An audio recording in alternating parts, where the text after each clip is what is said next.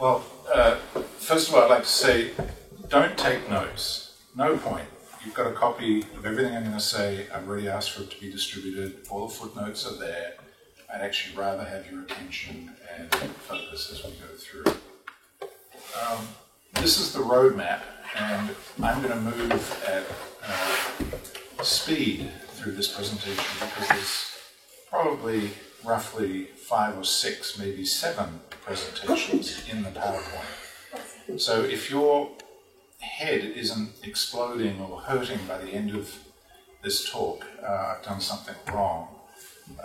But we're not going to get through everything that's in the PowerPoint, but we will get through the presentation at high speed. There's a historical excursion back to the origins of nuclear command and control communications intelligence.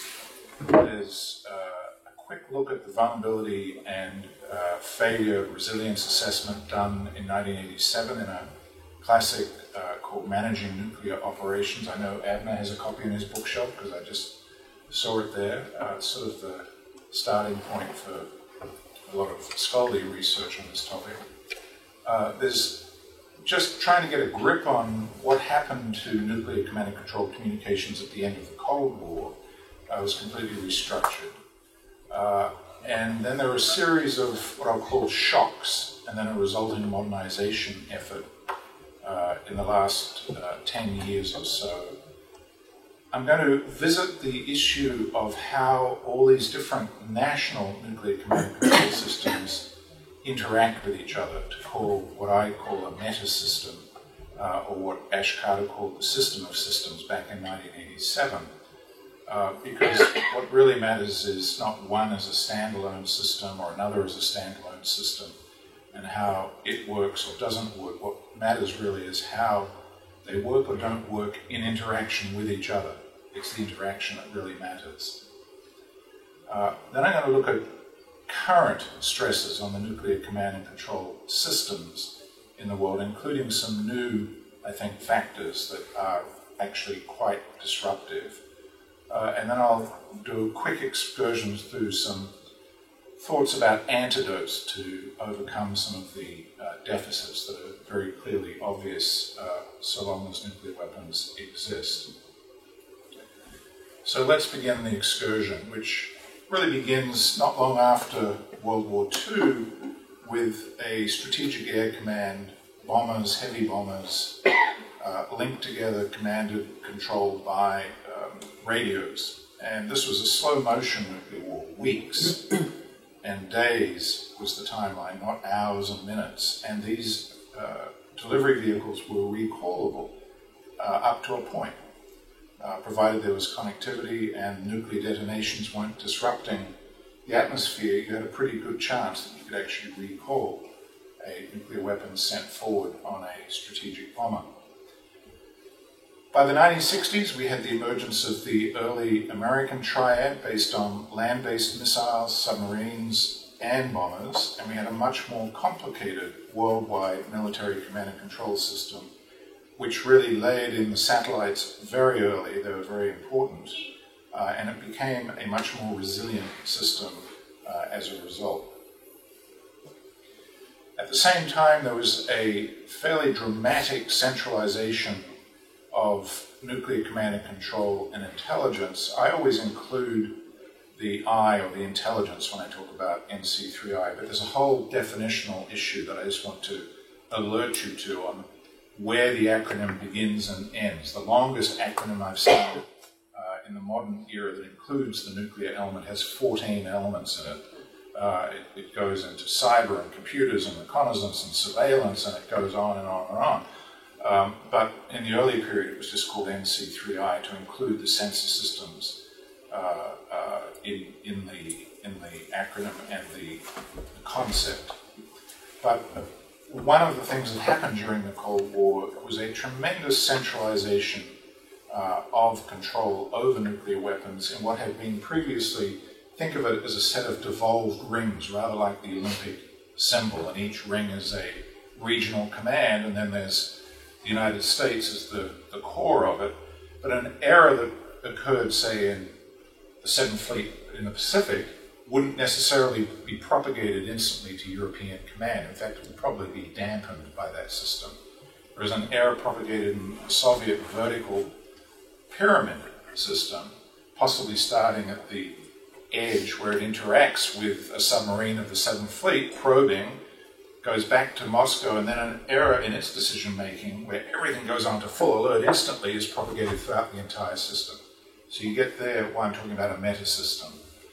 And the American system, we saw a tremendous centralization of nuclear command and control in the early 60s. I believe you were meeting recently with Dan Ellsberg, where he described part of that effort to exert presidential control over nuclear weapons. And even in the early days, and you can't read this, but where it's yellow, American nuclear command and control experts were intensely aware of the vulnerability and brittleness of this system. The yellow questions, which were key issues, were the survival of presidential authority and continuity procedures, the survival of command posts, the survival of essential PSYOP communications or integrated operational plan communications, survival and restoration of landlines, the command and control constraints on the PSYOP decision process, and it goes on through war termination, all sorts of issues, and the flexibility of command and control within EUCOM and PACOM, which we were just talking about before we came over. So these issues of vulnerability, resilience, and performance have been known about pretty much from the outset and argued, and attempts have been made to rectify them in different ways, with some success and some continuing deficits of performance. This is the mid-80s, the early 80s, the Second Cold War, the Reagan period, and by now we have a fairly mature American nuclear command and control system, which includes really separate command and control systems for each service. So whilst everything has been centralized, each service has its own nuclear weapons delivery system, has its own command and control communications procedures and systems. And the key question there is, to what extent are they interoperable? In effect, we're running 3 nuclear weapons forces with global reach here. And the question is, such a complicated system, how do you keep it sorted? How do you keep that central function working? So in 1987, Ash Carter with John Steinbrunner and Charles Ruckett from MITRE Corporation really looked closely at some of the questions that have been raised, most importantly within the Delphi paper, which you look at online by Des Ball in the public sphere. And he looked at the vulnerability of this system to then Soviet first strike. And Ash came up with 3 sets of targets. The very highest priority of nuclear command and control sites, which he could count 143. Second priority, for example, regional sites such as Honolulu, 587. Communications, small command sites, alternate airfields, 1,577, which is 2,307 sites. And when you added to that the nuclear force targets, and then compared what it would take for the Soviets to use 2 warheads on each target, he concluded that you can't decapitate the United States, whatever the Soviets had thrown at us, with a first strike aimed at stunning or decapitating the American system so that nuclear forces no longer have command and control direction.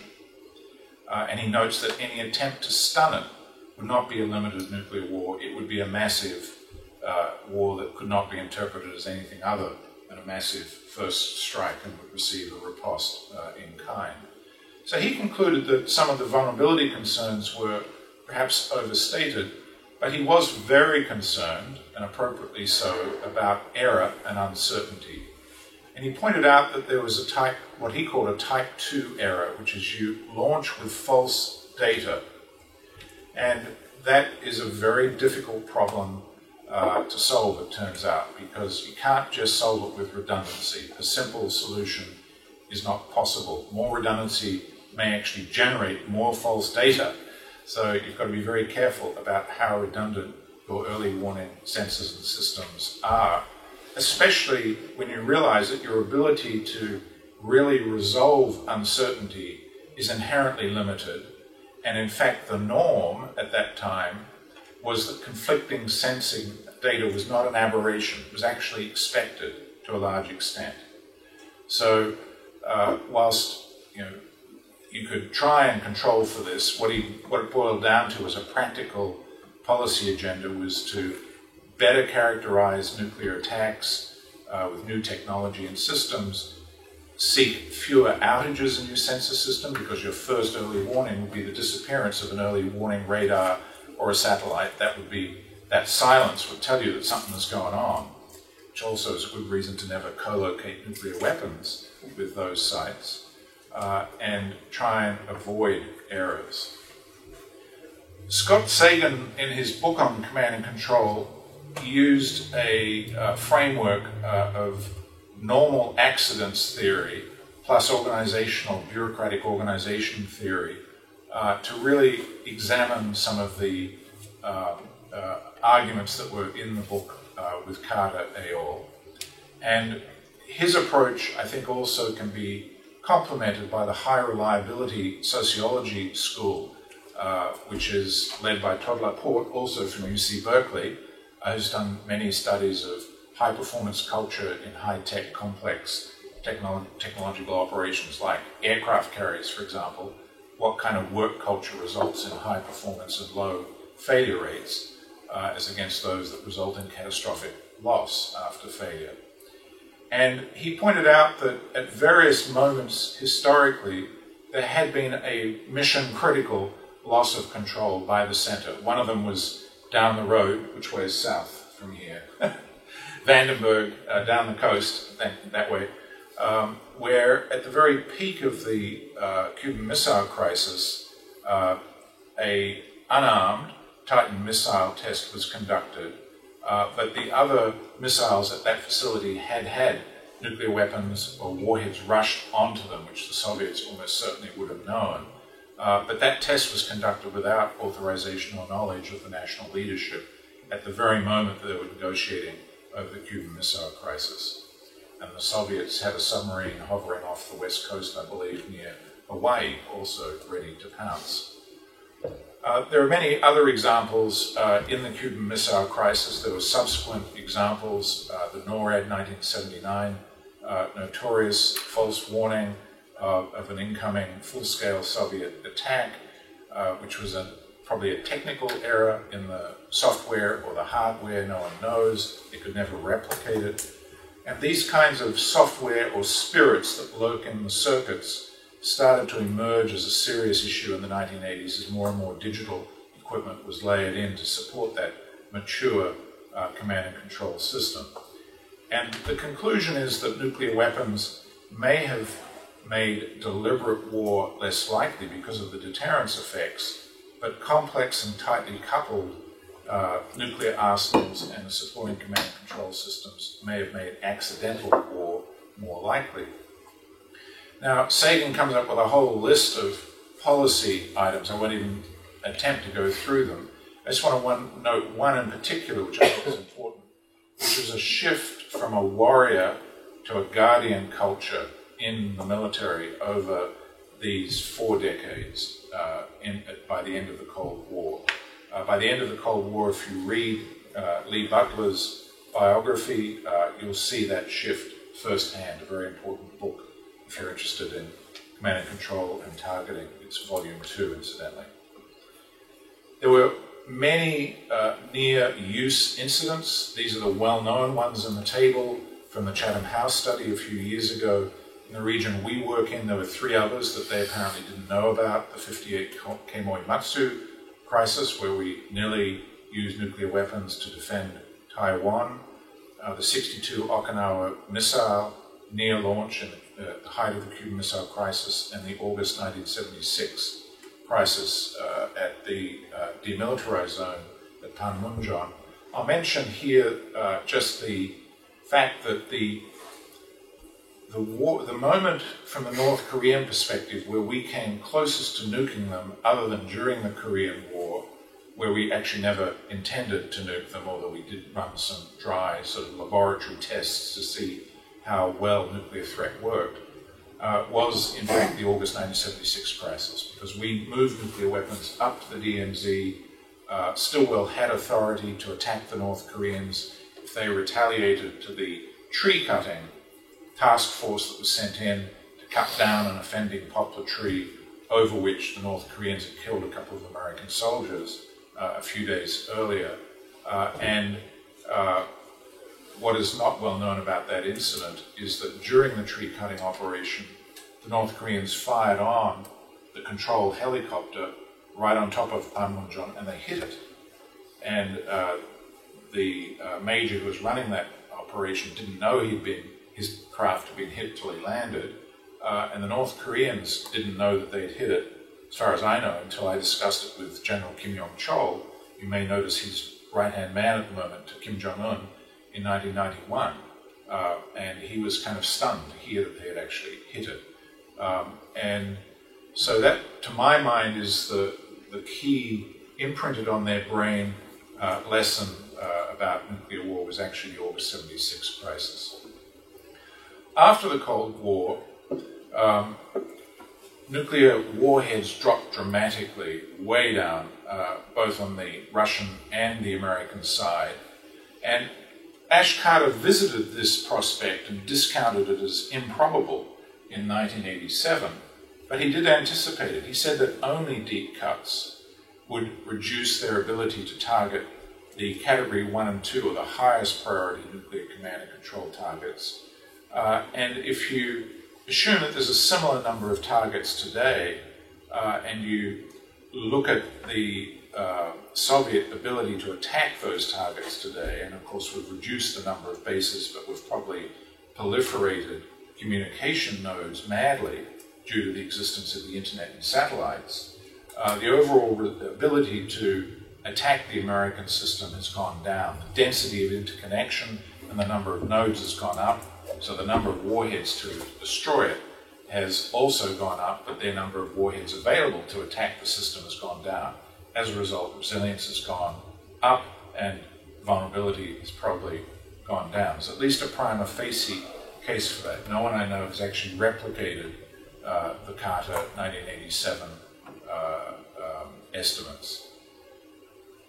A new triad was created conceptually, which, instead of separating nuclear from conventional forces, attempted to integrate the two, and indeed a organizational centralization consolidation occurred at that time. Tactical and theater nuclear weapons were withdrawn with all their accompanying long-distance control problems where you had loss of control, risk, most clearly again in Korea, where American nuclear weapons deployed on land were actually operating with the security perimeter of the South Korean forces. And in fact, we moved our weapons back from the DMZ precisely because there was a risk of either South Korean seizure or North Korean seizure in a war. And so we're practicing putting on helicopters to fly them out of Korea, certainly down to Kunsan, by the early 1970s. In 1992, US Strategic Command was created, the Air Force was flattened, Space Command was merged into STRATCOM, and they added a whole bunch of new commands. And we started to focus on, of course, the Middle East, conventional wars, and then post 2001, September the 11th, on global war and terror against terrorism. From 2005 to 2014, there were a series of perfect storm sort of shocks to the whole system.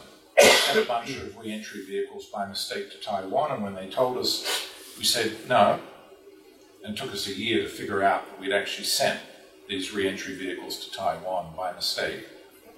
In 2007, we left insecure 6 nuclear warheads on an aircraft transiting across the United States. We lost command connectivity with 50 missiles for an extended period of time in the land-based missile system. We had the whole cultural failure of the cheating and certification going on within the Missileer Force, the land-based Missileer Force. And then in 2014, we had the really amazing spectacle of the head of the nuclear weapons armed forces fired and retired after a drunken party in Moscow, and he was in an airport somewhere in Europe where he was overheard shouting that basically he was in charge of the world and could nuke anyone at any time. And if you don't believe me, read the Inspector General's report for which he was cashiered. This is the guy in charge of nuclear weapons in the military, of operations. So I'm going to skip through the detailed shock descriptions, but this is a very interesting characterization from a contracting document from DISA, the Defense Information Systems Agency, that actually keeps all these communication systems that underlie NC3 working. And in this contract that was put out, it states, in response to a contractor inquiry, there is no one NC3 system. It's a patchwork of disparate systems, each with its own characteristics. There is no one operating system or coding language. I think that's a pretty amazing but also quite accurate statement. Not necessarily a problem, but something to just really internalize and think about. Ash Carter, that guy again, turned up as Deputy Undersecretary and started to push very hard for the modernization of NC3 in response to these shocks and in response to the Revolution of Military Affairs. And in 2014, a Council on Oversight of the National Leadership for Command and Control Communication Systems for Nuclear Weapons was established, and in order to really bring together the stakeholders in this modernization process and articulate them to Congress to really justify the roughly $5 billion a year which we're spending on nuclear command and control systems and the modernization of them, with these 9 separate program elements that are listed here, each of which is a massive project in its own right. And again, I'm not going to go through all of them, but I'm just going to go to one. We're going to skip through Minuteman Communications upgrade, the advanced EHF satellite system, very important. The fact that the Stratcom Control Center was afflicted by leaks, fires, outages, really catastrophic failure risk at the control center itself. I kid you not. And in fact, the replacement building, which was meant to be operating at the end of last year, I've just read the article today, many delays, cost overruns, it's still being flooded by groundwater, has mold in it, which means it can't be occupied. It's now meant to be completed at the end of 2009, at which point they'll have the problem of moving 4,000 people into it and making it work, just like taking an aircraft carrier out of service for a year and then putting it back in. You've got to recreate that culture almost from scratch. You can't just put a new crew in.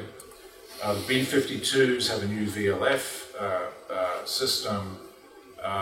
The airborne control post, command post, there's one for the president, there's one for Looking Glass for the strategic commander. I believe Pacific Command might still have one, I'm not sure. They're no longer flying them continuously. There was also one, I think, for Yukon.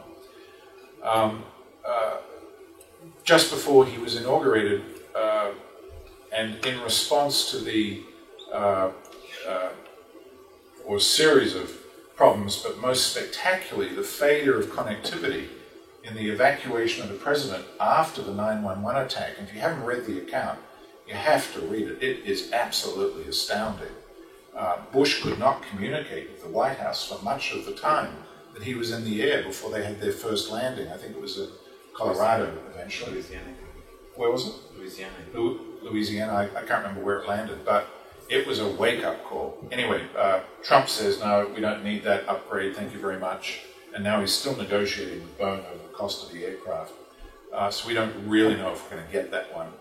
This is the one I wanted to say a few words about. This is a family of advanced beyond line of sight terminals, FABT, which link together many of these different upgrades. It's a mission-critical system.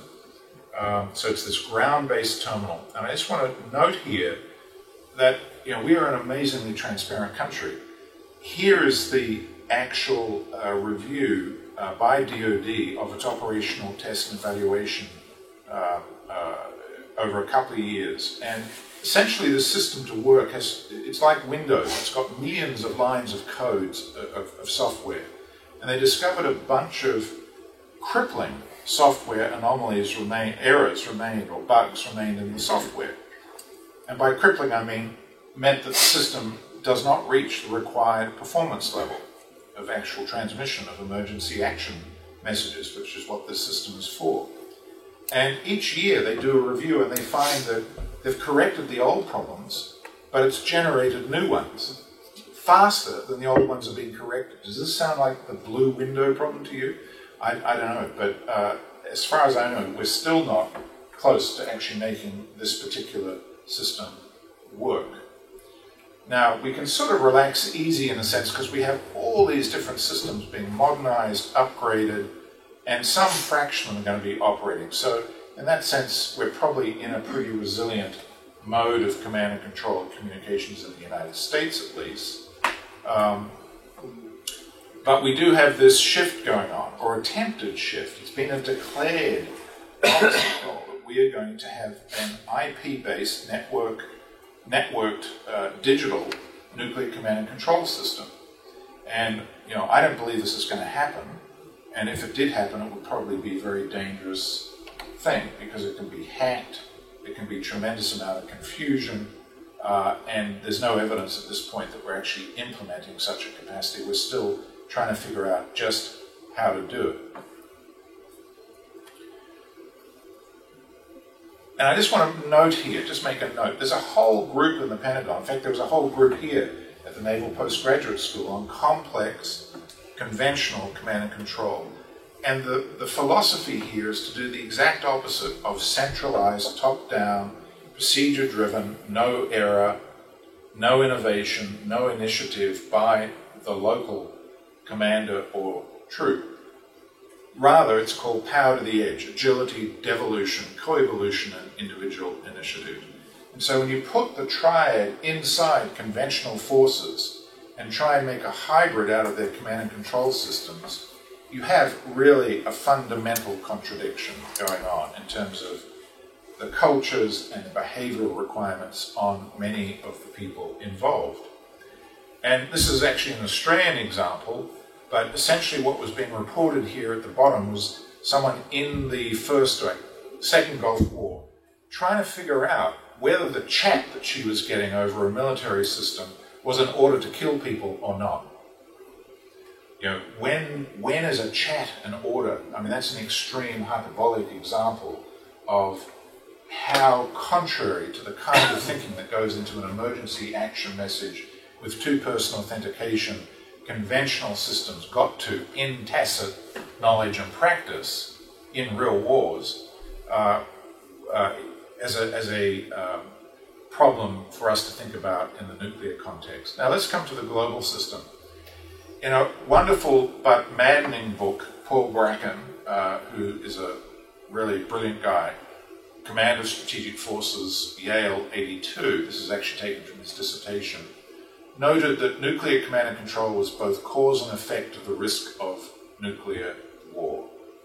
That's sobering. And Ash Carter also noted that you can treat the interacting systems as one gigantic interacting system. And Scott Sagan also addressed this issue of coupled systems. And really, there isn't a lot of theory in command and control doctrine for this interaction side of it. But if you go back to Charles Perrow, who has this theory of normal accidents where you will expect complex technological systems to fail catastrophically every now and then, rarely, but when they do fail, they fail badly. In oil refineries, for example, the old artisanal batch process had people going around, engineers putting their hands on pipes. They were sensing personally, individually, as artisans, what was going on in that plant. And they tended to control things going wrong early. You make it a continuous process with sensors and computers and one guy or gal in an automated control system. You have less accidents overall and high productivity, but when things go wrong, boy, do they go wrong spectacularly. similar concept here. And Perrow did in fact have an argument about the shift at the end of the Cold War from complicated to complex, what he called splintered effects, which were also highly unpredictable. And I think it's worth sort of visiting this issue. And it has its analog just at the cultural level, where you ram two cultures together. In Korean, the answer to a negative question such as "you didn't hit the target" is conventionally the opposite to the answer in English. In American English, you'd say, "No, I didn't." And in Korean, you'd say, "Yes, I didn't." Right? Now, for those who are fluently bilingual, Korean and American, they don't know what the other person knows. So you have to come up with rules, cultural rules within the command on how you're going to talk. No double negatives, basically, is the only way to get around this in command talk. That kind of communication, linguistic error, can be built in at so many layers in the technology and the procedures, not just at the linguistic level, and it gets extremely difficult to anticipate. And when you start getting a really complex global system, and this is from Sokolsky's graphic, some of you may know the ubiquitous Henry, but he points out that with the 8 nuclear weapons states, you have 21 possible nuclear strategic relationships to manage simultaneously. If you add North Korea, we're up to 24. And in such a system, which is also hierarchical, so that you can have cascading effects across tiers in that hierarchy, it's not clear what stability even means in managing nuclear threat and nuclear weapons operations against an adversary. So let's just think quickly about some of the stresses. Just, in a nutshell, Russia is still basically flying blind. Their satellite system, early warning system, collapsed at the end of the Cold War. They're still building their early warning radars. Some of their limited early over-the-pole radars are in operation. But we know they're getting really weird readings, because after the North Korean tests, they clearly didn't track the North Korean tests properly. They said that the North Korean tests only went up about half as high as we know they went up, and as the North Koreans said they went up. But the Russians are saying, no, our radar says they only went up half as high and flew for half the time. Bizarre. So, this statement here comes from a Russian source. Malfunctions cannot be excluded. That's putting it mildly. China. Well, China is also largely flying blind, has very limited satellite capacity. Its early warning radars were built to look at Russia after the near-nuclear war between Russia and China in 1968-69. They're only now building early warning radars that look over the horizon, facing over the pole and to the east against our submarines. And they are commingling their command and control communications cabling and organizations and orders, which means from a signals and communications intelligence viewpoint, it's very difficult for us to sort out what they're doing. One of the things that you monitor, if you're the Soviets, about the Americans is, are we sending out our open-to-the-air radio transmission to test the system? It was one of the key indicators during the Able Archer 1983 crisis, was their ability to monitor that. Nothing changed, so they concluded we were not actually going to war, the Soviet military at the time. And if you suddenly change that, you're in trouble. Well, the Chinese don't offer us that kind of opportunity to understand what it is that they're doing. Again, I'm going to say this so briefly, and there's a recent essay called Off the Beach, Underwater Warfare in the 21st Century, from about 2 weeks ago, looking at this in the West Pacific. But we have a whole bunch of American, and now Russian, and now shortly, if they're not already out there, Chinese ballistic missile firing submarines, with Indians and Pakistanis also working on them. I'm not sure about Israel's submarine. We have the British submarines and the French submarines out there. And we also have North Korean conventional submarines.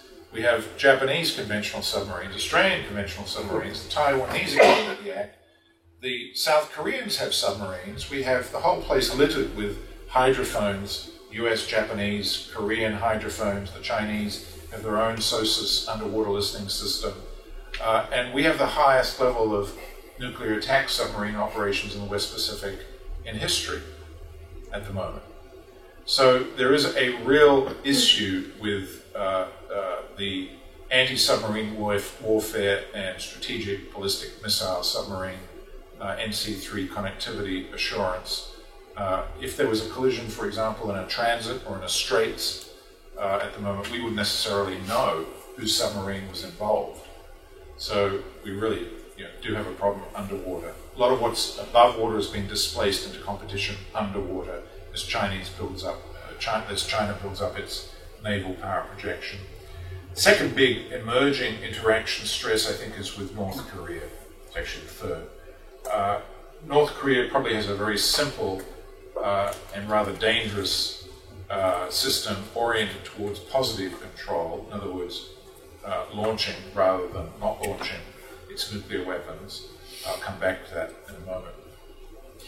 Underneath this sort of global 9 nuclear weapon states meta system of interacting nuclear forces and command and control systems and sensors are a whole bunch of, well, actually not a whole bunch, probably 5 or 6 at most, with the capacity maybe 1 or 2 with the intention, non-state actors who would like to get into the nuclear weapons business and the nuclear threat, take a city hostage or a state hostage or launch an attack. Not impossible. Certainly we've got experience with a $1 billion organization that sent a guy with a suitcase with $20 million cash in 1992 to Moscow looking for a nuclear warhead from Japan, from Aum Shinrikyo, the group that later launched the Sarin attack on the submarines. They had a nuclear weapons program, believe it or not. Subway. Sorry. Subway, not submarine. Subway. They actually had a submarine program as well, but they bought a farm in Western Australia with uranium on it. Some of it was ludicrous, but they put someone into the Mitsubishi Heavy Industries enrichment program. They put one of their scientists into the Japan Atomic Energy Company. They had their people in the Japanese National Police. I mean, this was not an insignificant threat. We have real data that suggests that non-state actors do represent a new kind of threat. And there is an argument, you have a basic bifurcation between opportunist groups that would not hang around for a long time, don't have a lot of stamina, might stumble on a nuclear weapons capacity, like they have drugs, money, so they buy one in a hurry. Now they're worried about losing it, so they use it in an apocalyptic manner. Or you have your much more strategic, patient approach, where you might take up to 10 years to develop a capacity. And there have been non-state violent actors who have spent 10 years developing real technological capacities.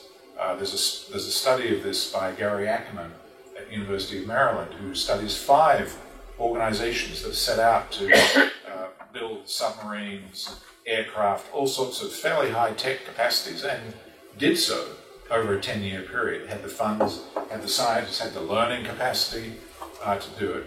And they have very different command and control imperatives. In the first case, it's predetermined.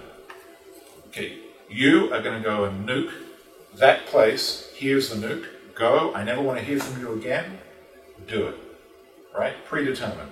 No recall, no communication link, because if I did, intelligence might find you or me. Right? Whereas you are working for the 10-year program. I'm a leader. I want to be able to recall that because I'm in a negotiating, bargaining strategy to take a country or a city or 2 cities and 2 countries hostage with my nuclear weapons. So I need control over this because I have objectives here that are, it's actually a coercive strategy, not just a compellence or violence to no particular end strategy. Now, this is an attempt to map the complexity of the different imperatives that drive a non-state actor versus a state actor. And again, the full references here, you can download it. It was actually done by Federation of American Scientists. But what is critical here is that there are group dynamics in play as well as leadership styles that will probably drive what goes on in a non-state actor as against the procedurally driven state-based nuclear command and control systems for very large organizations that states create to hold, use, threaten, and use nuclear weapons with. Now, I just want to apprise you of a framework for thinking about NC3 that I found extremely useful.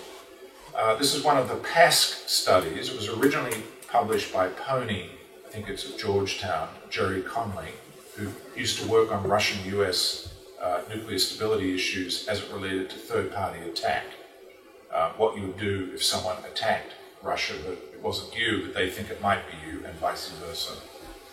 He came up with a framework which, first of all, takes the obvious, which is that any state has negative and positive controls. Negative means they're never used without authorization, legitimate authentication, and they're always available to use, so you have good, strong controls for their actual use, so they're there when you need them.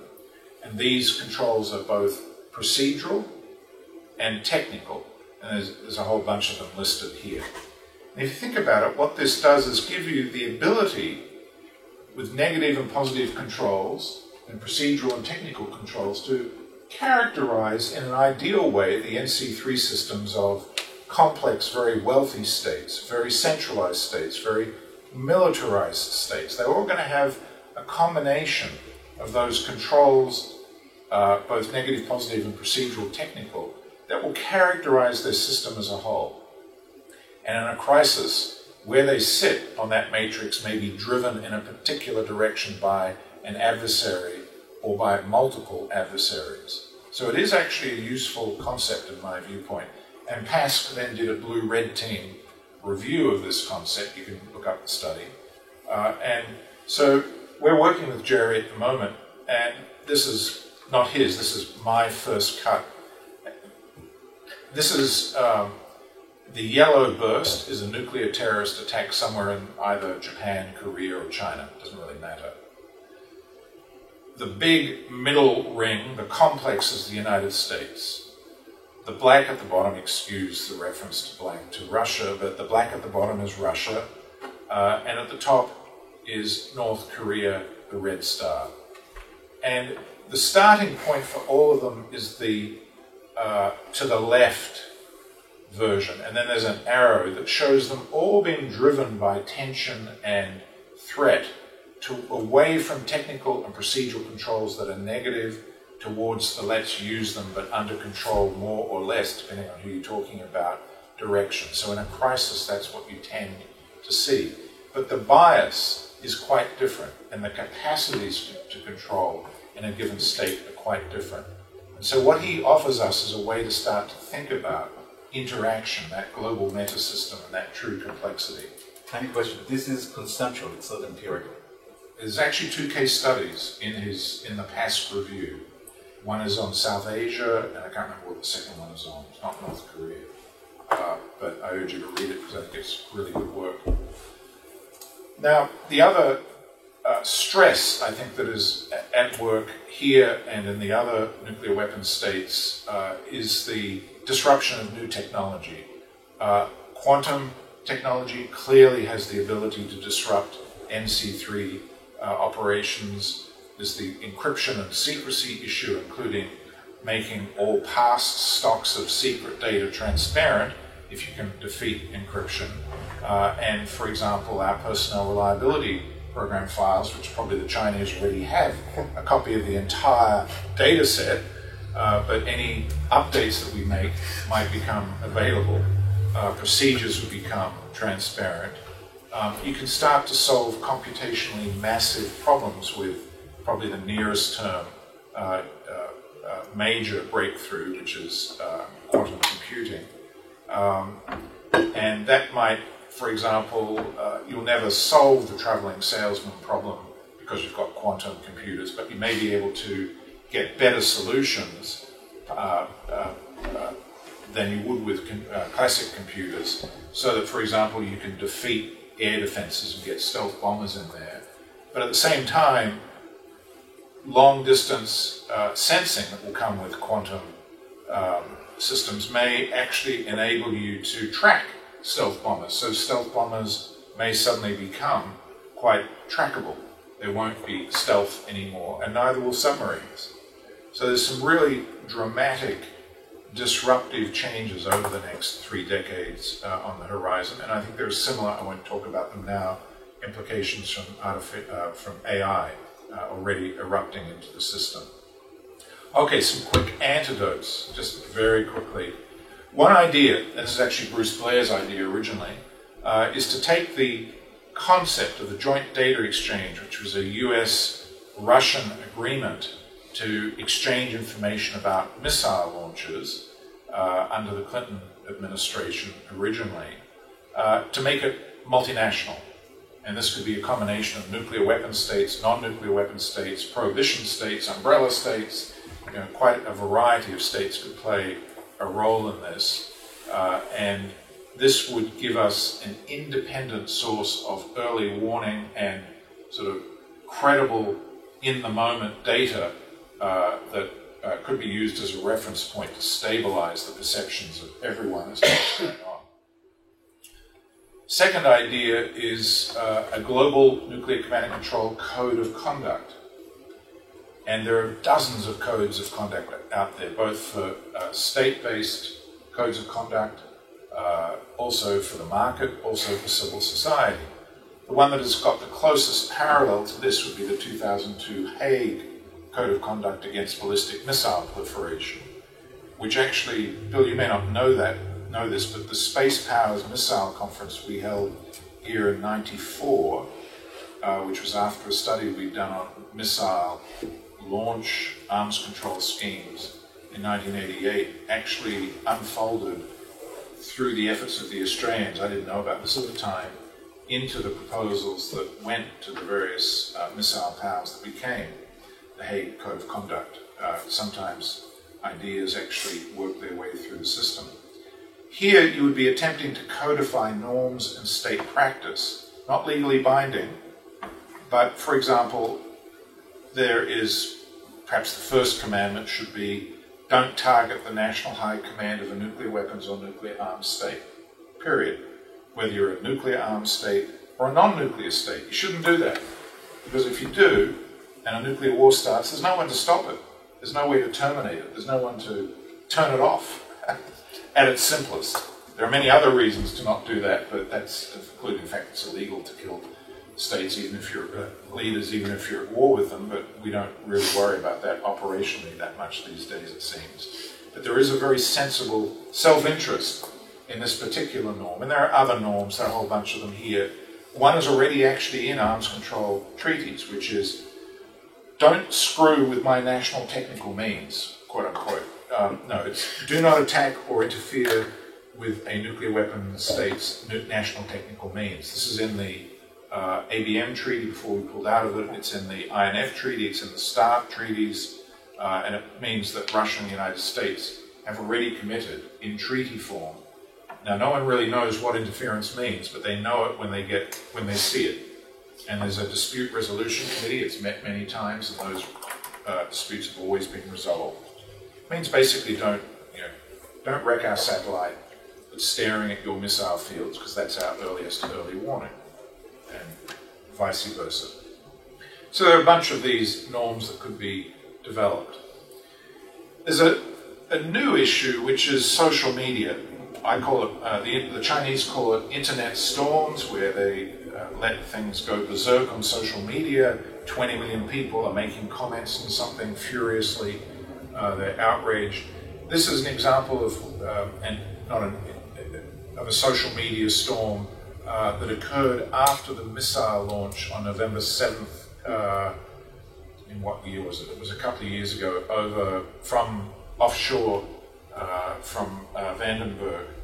And I think it was last year. No, this was a couple of years ago, this one. There have been a number.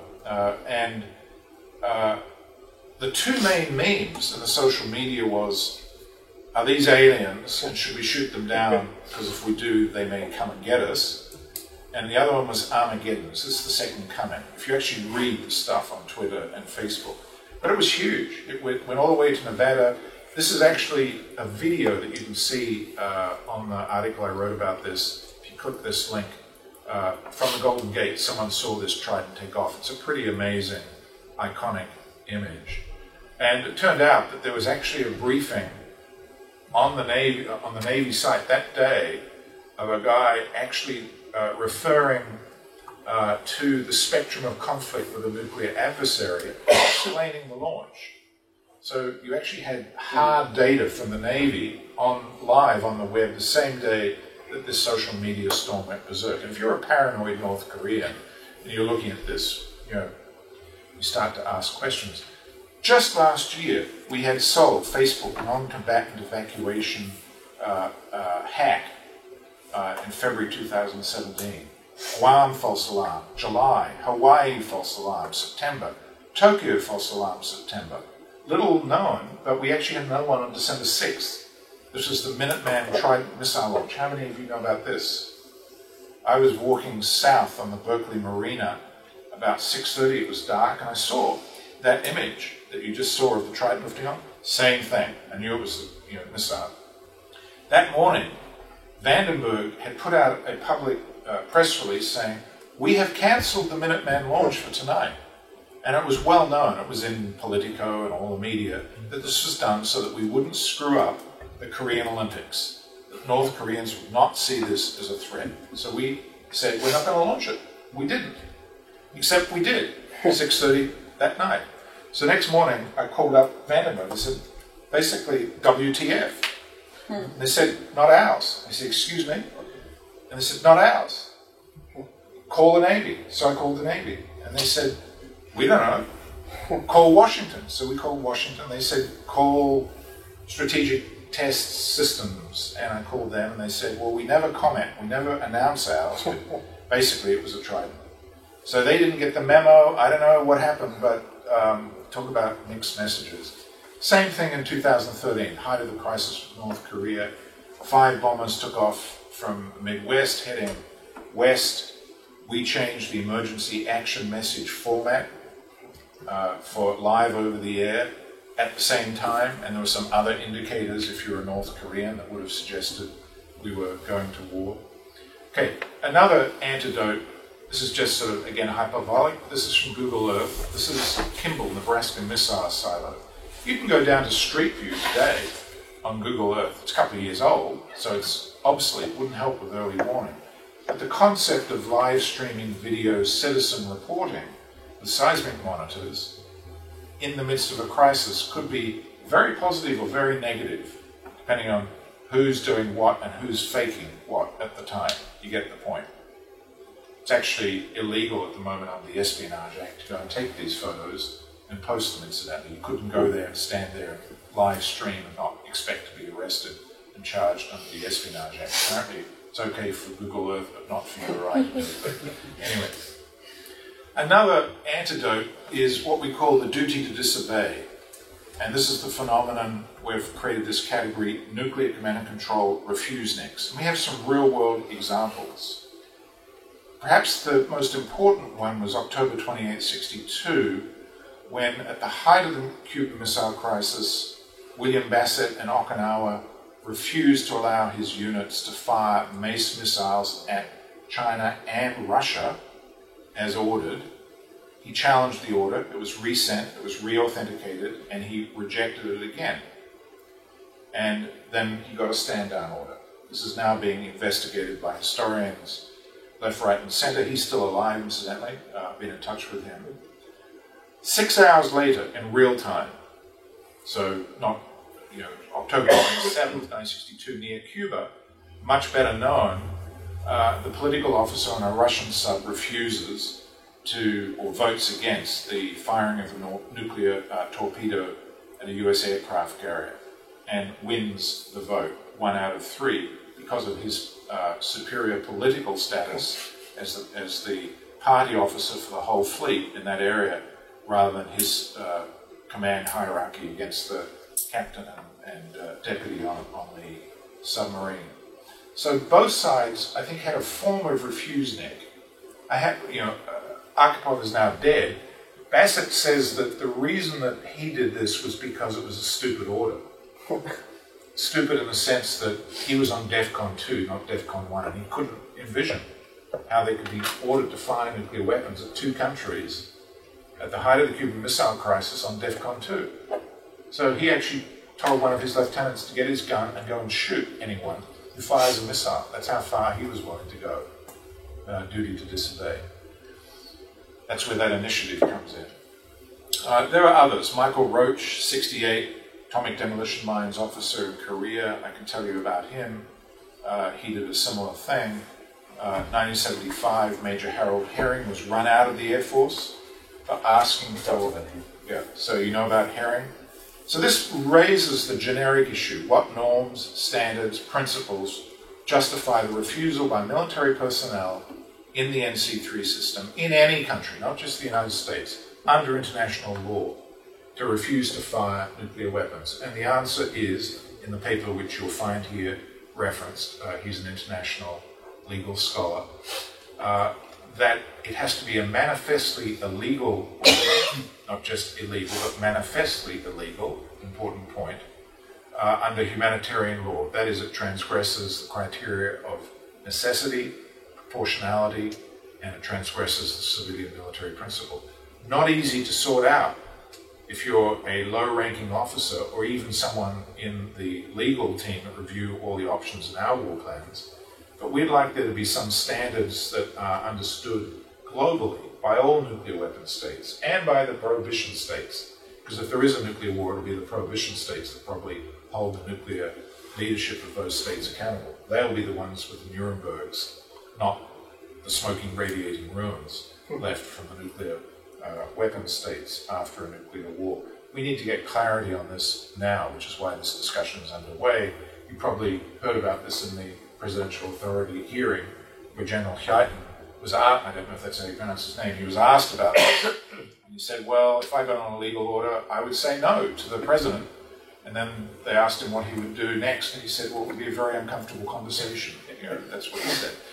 There's no real clarity here, but my guess is if someone like General Hyten said no, everyone in the rank hierarchy down to the local hopefully will know as well and would not follow an order by phone from POTUS saying, General Hyten just said no, do it. That would cascade down the system. That's a question mark as to whether that would happen. Another antidote is to trade smaller arsenals for better nuclear command and control communication systems. In principle, if nuclear command and control and communications are a force multiplier, which is one of the main arguments for maintaining and upgrading and modernizing and making them better, so you can have more lethality with less nuclear weapons if you make your control systems work better, you can actually also use them as nuclear weapons reducers, not multipliers. In other words, you can substitute better nuclear command and control for smaller arsenals as you go down, as you disarm.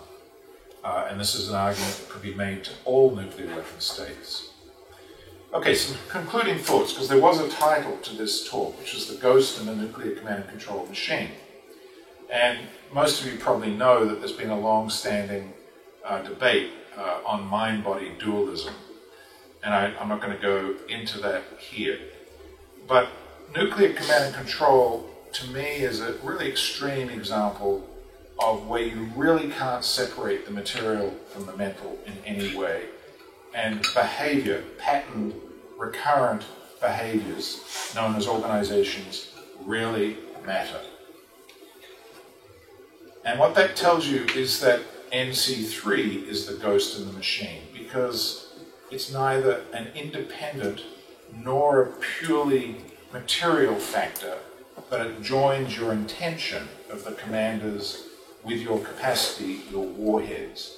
And so what that means is that the psyche of the nuclear commander, the president in our case, but could be a group in the case of China, or one person plus a group of advisors in the case of Kim Jong-un, that person's psyche, including their what I call secret fears, their neuroses, their psychoses, their paranoia, and their rationality will infuse the entire nuclear command and control system. That's a question, but you want to go back and look carefully at real decision making to try and pass out to what extent that psychic factor, I don't mean psychic in the sense of weird looking into the future stuff, I mean in terms of theory of psychology, to what extent these psychological impulses either exacerbate or collide with other factors that come from the organizational dimension of nuclear command and control systems, particularly cybernetic loops and feedbacks, procedural failures, and the well-known degradation of decision-making under time pressure, stereotypical thinking, groupthink, simple misinterpretation, all of which is subject, of course, to accidents, particularly technological failure. And I guess that sort of leads me to the final question, is what do we do with those ghosts, those psychic forces, those people, if we ever get rid of the weapons, because they're not going to go away. Okay, stop there. It was a fascinating talk. I thought that essentially every slide among the 40 or 50, whenever you have, could be a full discussion for a full class. So it was really, really fascinating and intriguing. For the students, the fact they're going to have it, that could be used for so many areas of research papers. So there is an enormous amount of material. So it was extremely helpful. What I would like to do now, and we have about 40 minutes or so, I asked George Moore, our colleague, to have 10 minutes or so of some comments of his own, and then we'll have a full discussion. So, George, please. Well, maybe I will. I don't want to like give a lecture or anything, but let me bring out a couple of points that I saw in some of the things you covered here. One is you had a slide that in 2002 there was a 4-star general in charge of nuclear weapons, and it was downgraded to lieutenant colonel 6 years later. There are a number of articles which attribute some of the more recent kind of grossly negligent things like flying weapons on a B-52 without any authorization, to essentially a downgrading in the military of the importance of nuclear weapons. Like many commanders saying, look, I can't use these things, why should I be spending money on them? Can you comment on that?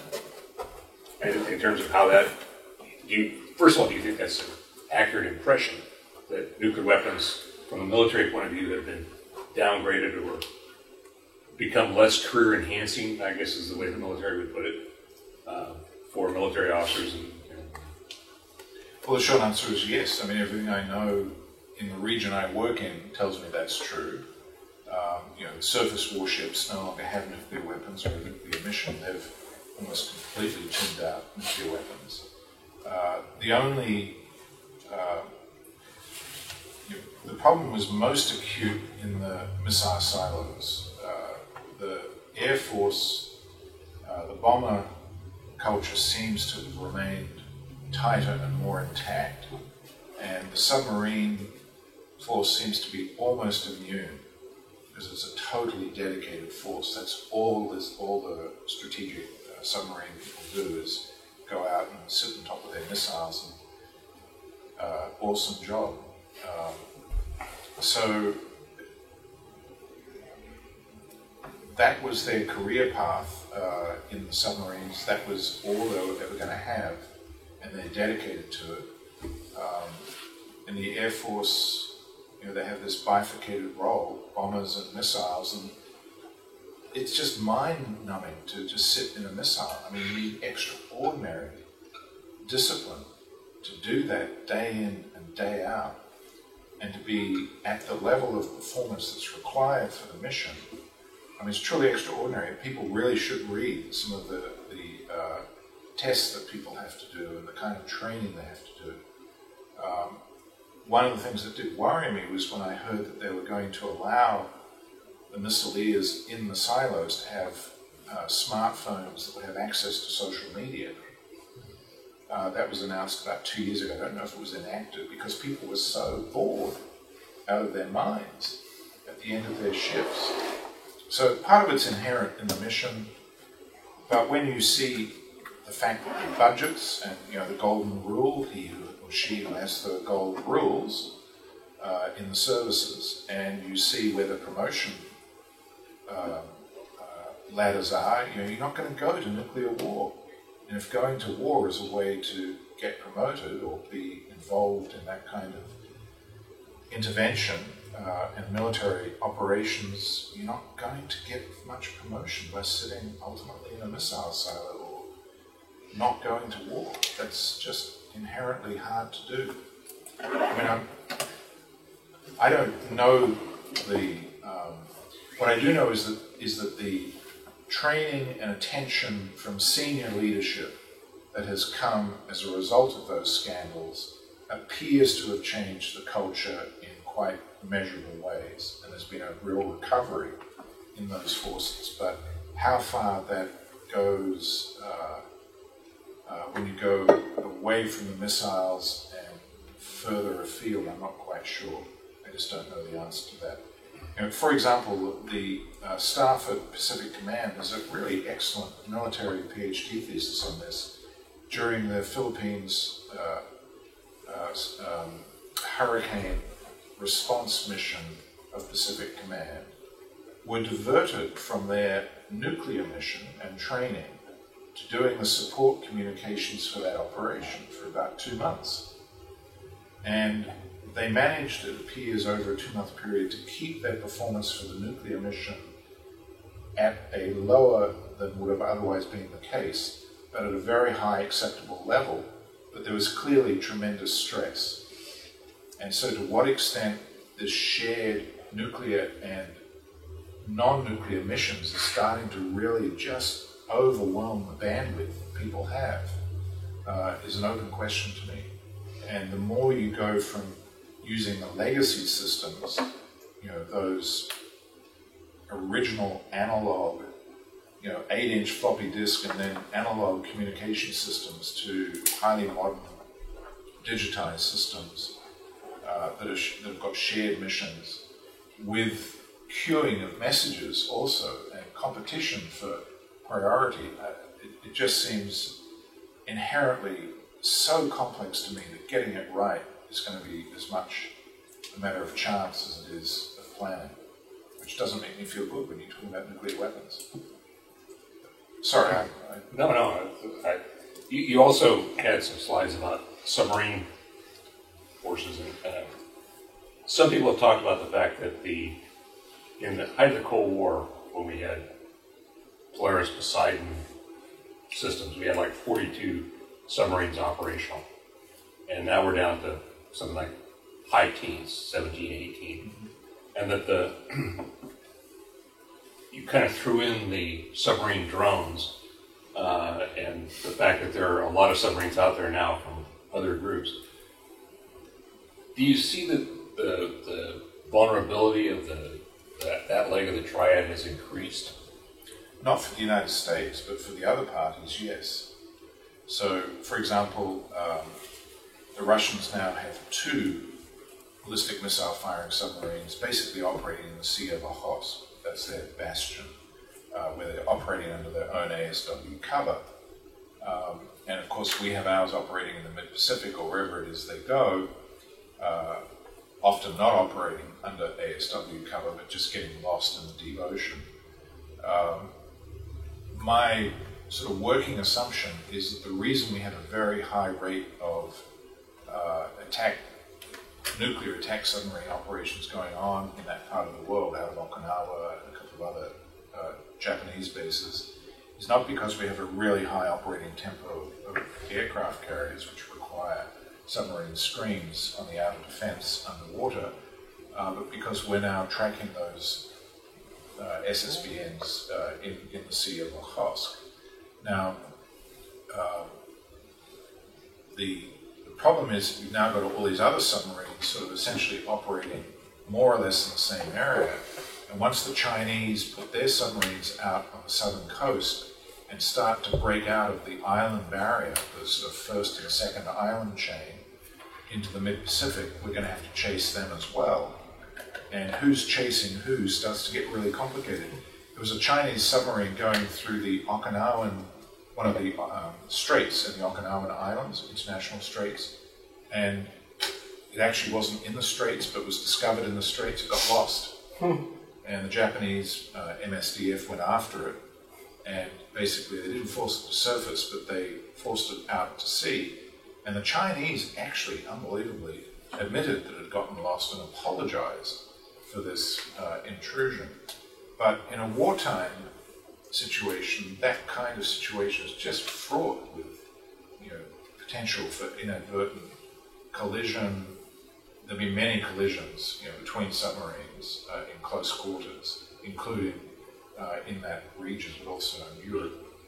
So again, I just don't feel like we have a very good handle on this. In the Cold War, it was pretty clear who the players were. There were two players, and when we did really stupid things to them and they did really stupid things to us, there were then dialogues, and then we created some rules of the road. Freedom of navigation rules, both overflight and at sea and underwater, and we don't have anything like that today. It's not even a common vocabulary with many of the other nuclear weapon states. So I put in SSBNs and underwater just to remind people that there's a whole different dimension than what's sort of visibly obvious to this. And the North Koreans reportedly have the largest conventional submarine force in the world. The North Koreans? Yeah. Oh, yeah. Number-wise, but they stay close to home. Right, they're tiny diesel. I mean, the problem is that the Western Sea between North Korea and China and north of South Korea, the disputed areas, is very, this of course, but it's very shallow. It's a very poor environment if you're trying to track and kill submarines. Very noisy, very difficult to use hydrophones, but it's still possible. And we're, of course, much better at doing it than the North Koreans. They do have now their own hydrophone program, which they started about 10 years ago, the North Koreans. And they are building their first ballistic missile firing submarine. But the fact is, I think that it's going to be anti-ship, surface-fired anti-ship missiles that are going to keep American aircraft carriers a little bit further away from the peninsula rather than their submarines. We're not going to get close in enough for their submarines, I think, to be much of a threat to us. Also, if they do fire a nuclear weapon at an American aircraft carrier, you want to be far enough away so that in 30 minutes or 20 minutes you can move far enough. If they manage to get your location, which they don't really have the means to do, that you could steam away and it would explode and not actually disable the aircraft carrier. We did a calculation about 5 years ago with Seymour Deichmann before he died, to calculate for the Chinese to hit an American aircraft carrier off somewhere off the east coast of China, how many nuclear weapons they'd have to fire on the new missiles. And the answer was 12, to bracket an area that would give you sufficient overpressure in the entire area to be able to capture an American aircraft carrier steaming at, 30 knots or whatever the number was. So it's not easy to nuke an aircraft carrier, it turns out. And this is not really an FC3 related set of issues, however. Okay. So maybe we should just open up for questions. Sure. Please, Yeah. go for it. And present your name just to So remind. my name's Paul. Again. Paul. So I had a question about. So there's a lot of talk about the anti-satellite capabilities of Russia and China and how they're advancing, and how the U.S. is, I guess, kind of woefully unprepared to defend against them. So I guess the question is, these capabilities, perhaps not now, but in the near term or soon, will pose a threat to command and control networks. Their ability to knock out key nodes in the network. So, do you see this emerging as a kind of big... You mean by them attacking satellites? Yeah, and knocking out kind of early warning systems and severely weakening our communication networks. Yep. This seems to be an emergent threat as well to, NC3. And is there anything that the U.S. is doing now to essentially counter that, or Right. in the event that they do knock out key satellites, does that render the U.S. essentially blind? Well, I think that the prevailing and correct assumption is that if the Russians, who are the only ones who have the ability to truly annihilate the United States, is against merely damage it rather badly at this point, even China is stretched to actually pose an existential threat to the United States today. But Russia does pose that threat. So if Russia were to conduct an all-out first strike on the United States for some reason, it would begin with an attack on a number of early warning systems, command and control nodes, for precisely the reason that if you can get rid of those at the outset, you're likely to disable a number of American nuclear weapons that would otherwise inflict enormous damage on them, and the otherwise inevitable retaliation wouldn't stop it. It would just limit the damage, and they might survive. That would be the sort of underlying premise of the attack. So I'm going to leave how you would ever get to such a point with Russia aside. In that case, yes, they would go after the DSP and Milstar sats, GPS sats that host the thermal sensors which stare down on the missile fields on the Eurasian continent. The main satellites that do that are in geostationary orbit, and they are reporting back to the United States primarily through a downlink to Pine Gap in the center of Australia and Southern Hemisphere. And the reason for that is that that's a downlink that the Soviets could never hope to have gotten close enough to monitor. And we put a whole bunch of things in that link that we don't want them to know about, for the Five Eyes agreement, all sorts of stuff. It's also very important today for drone control and drone sensing, in the whole use of drones in conventional warfare and unconventional warfare today. So you would want to take that out at the outset. Now, you could attack the satellite, you could attack Pine Gap, you could attack the fiber optic cable that goes from Pine Gap, it goes through Bondi Beach in Sydney.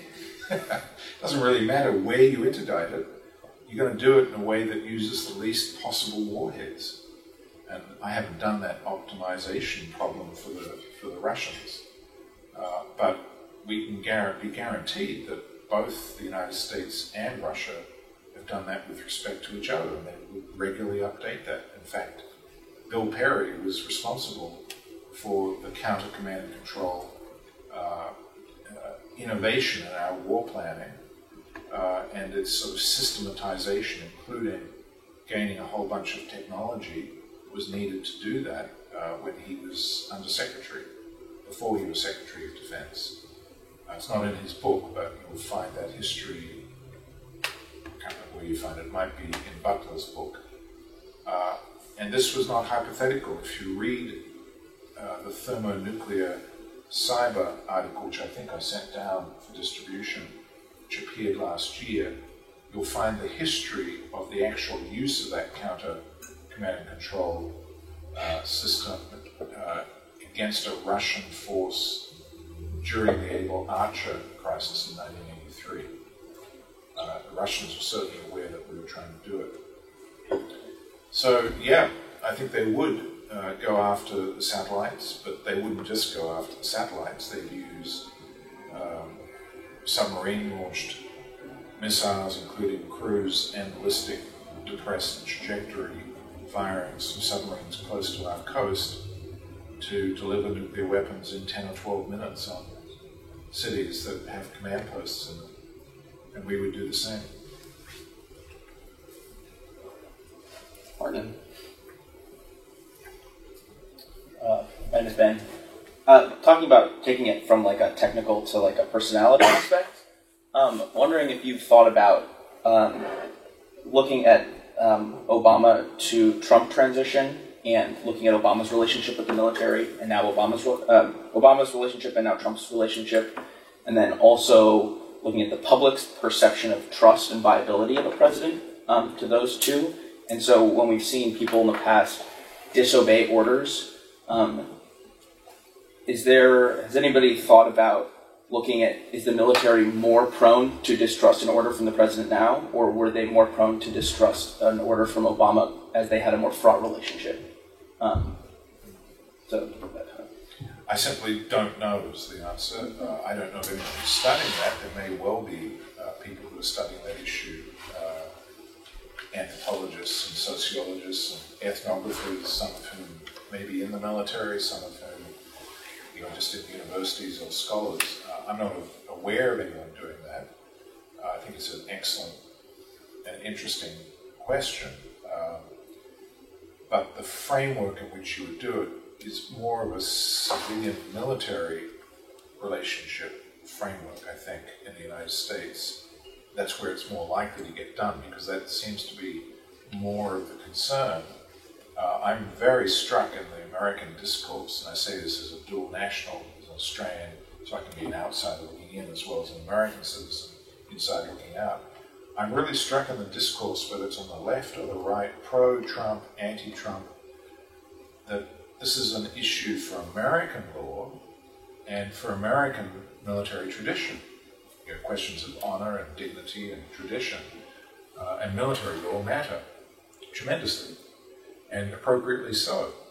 But the standard that we should be holding ourselves to, and as I understand it, this is the standard that Stratcom uses, is international humanitarian law, which is actually quite different. How the United States configures the civil-military control issue is really, an authentically and uniquely, in some ways, American question.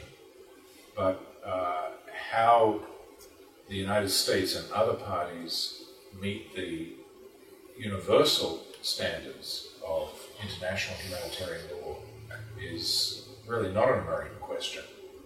You never hear much reference to international law as being a constraint on the American military.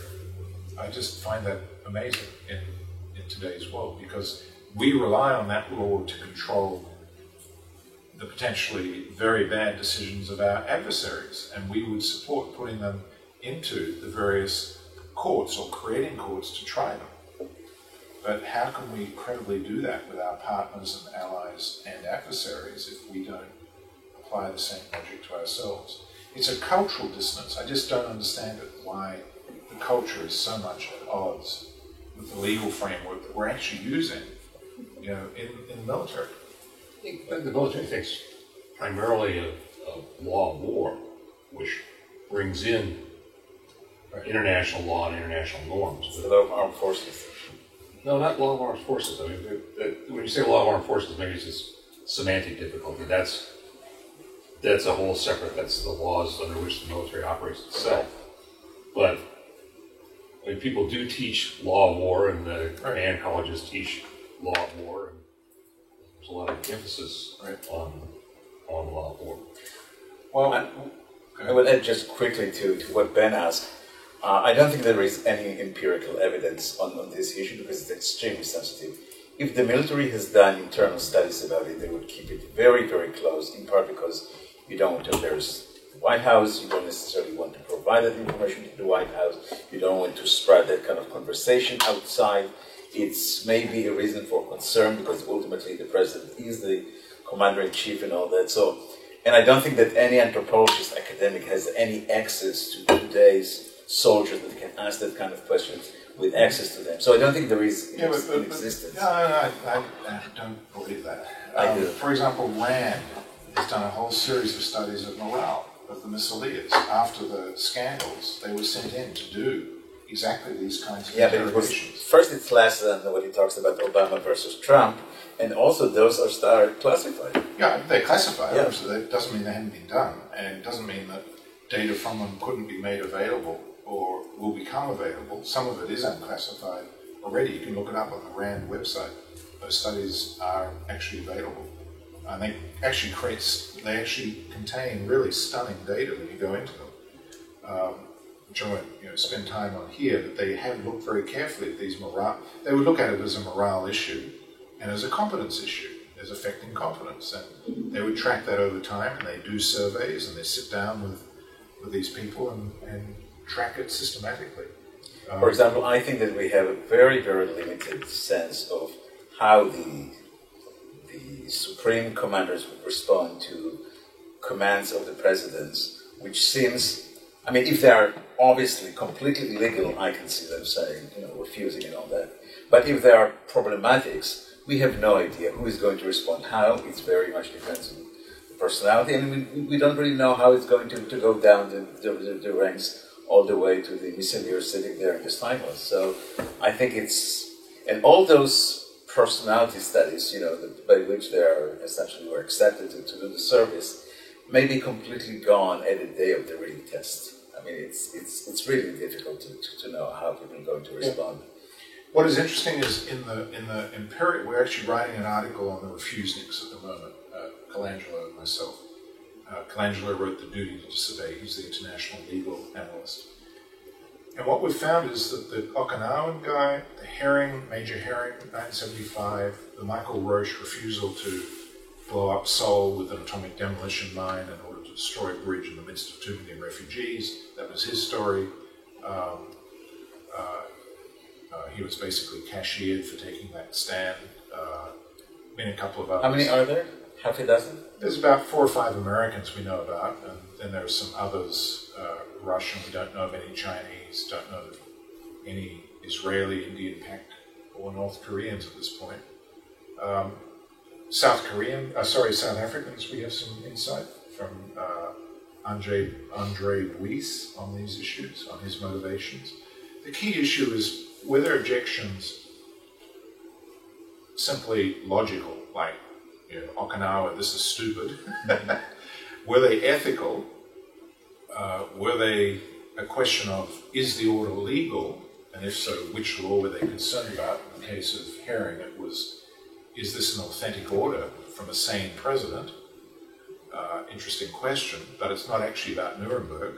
If he was convinced the president was sane, presumably he would press the button, irrespective of international law, according to that narrow perspective. None of those positions seem to have been taken by those individuals because of international law. But that's partly because international law itself has been evolving.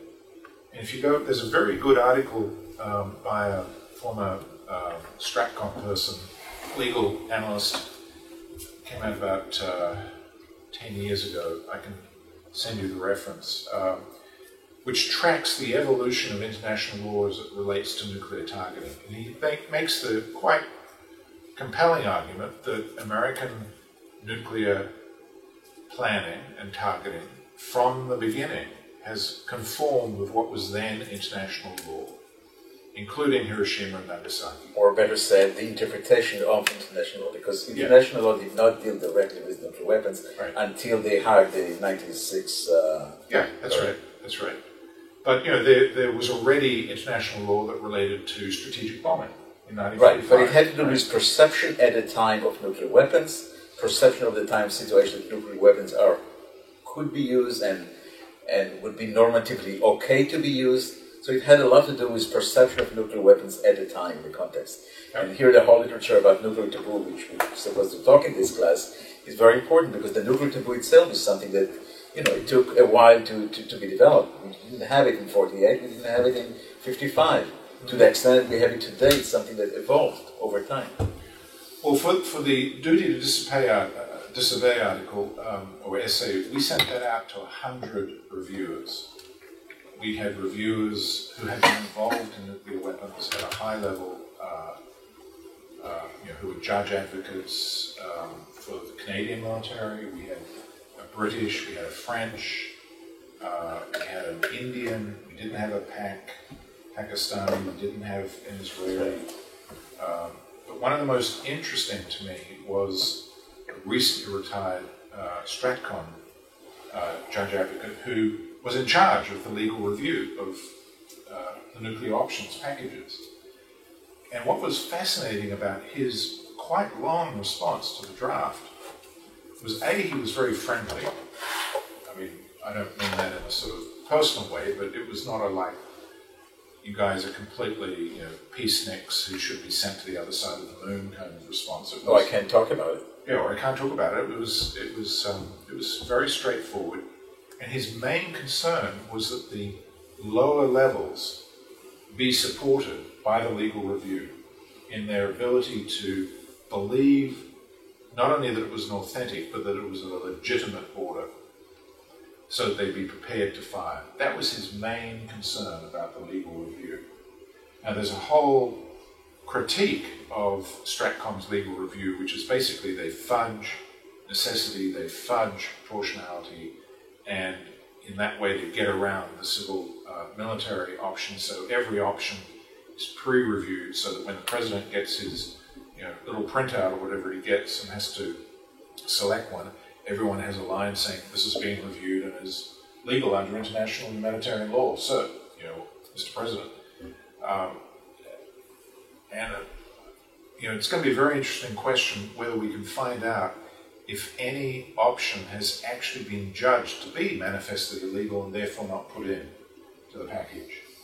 Well, we're actually going to do a whole bunch of FOIA requests, friendly FOIA requests, on Stratcom later this year to try and find out more about the actual process of review.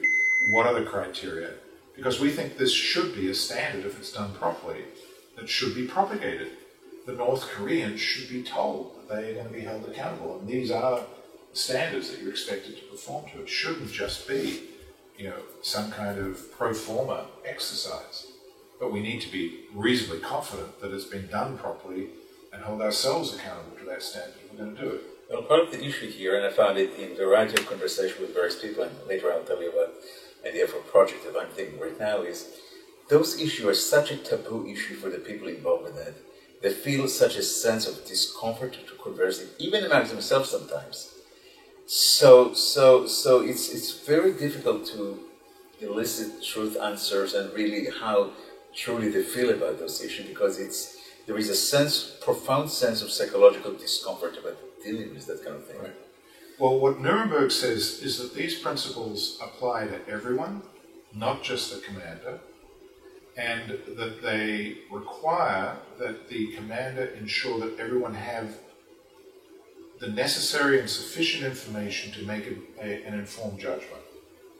People were convicted and hung under Nuremberg because they accepted orders and they tried to defend themselves, just saying, I got an order, I was just implementing orders, I was a low-ranking person. Not good enough. If you knew what you were doing contravened those standards, they were held accountable. The problem at the moment is that I don't have any sense that we actually ensure all the way down the hierarchy that the individuals involved are well informed to make that. I doubt it. Yeah. I don't know, but I doubt it a great deal. The other thing about nuclear weapons and the fact that you touch the apocalyptic is that the question is, are there going to be next Nuremberg, going to be some kind of international trial, is such a, if you're going to push the button, the world after that is not going to be the same. And so it's another thing, when you talk even about World War II and that kind of atrocities and the threshold of nuclear weapons in the cataclysmic, global kind of context. That's a feature of that. I think it's an interesting question at this point. The prohibition states have created this new constraint. It's a political and normative constraint at this point. It's not in any respect legally binding for the nuclear weapon states or the umbrella states. But it's certainly within their power to prefigure that they will play a role after a nuclear war and hold nuclear weapon states and umbrella states accountable. And that, if it's done properly, could have a deterrent effect of its own that would be potentially valuable. I think at least it's incumbent upon them, if they're serious about what they're talking about, to shoulder that burden and take it seriously and put people on notice that this is what will happen. If you go over that brink and you cause nuclear winter and you annihilate 1 billion people or 10 million people, and you're still there to be tried, then you will be held accountable. That seems to me not only a prerogative, but a responsibility of those states, having asserted their role, now they have to step up to the plate or shut up, is my view. That's the idea of continuity of government. You have not only the context of your own country, but in the world as a whole, in terms of the continuity of justice. Yeah. Scott, you had a question. Yeah, so quick question, no the time there, but so I was just going to ask if maybe you have any sense of how the military views the refuseniks, as you call them, if maybe some of the research that you are doing might, you might be like maybe aiming it to inform some of the military, maybe like, I don't know if you might be trying to say that what they did was heroic, but this was good, this is behavior that we should be encouraging within this bureaucracy. And I was wondering maybe if like in the past there might have been more of an attitude of like we're trying to screen these people out, and maybe nowadays I'd be optimistic, and maybe say that like maybe there's more of an attitude of we need to encourage some of this behavior. But I don't know, maybe if you have a read on that, I'd be interested to hear what the bureaucratic attitude is towards the refuseniks. Right. Well, the first one, the Okinawa, we know that there was an inquiry, but we don't know the results of the inquiry.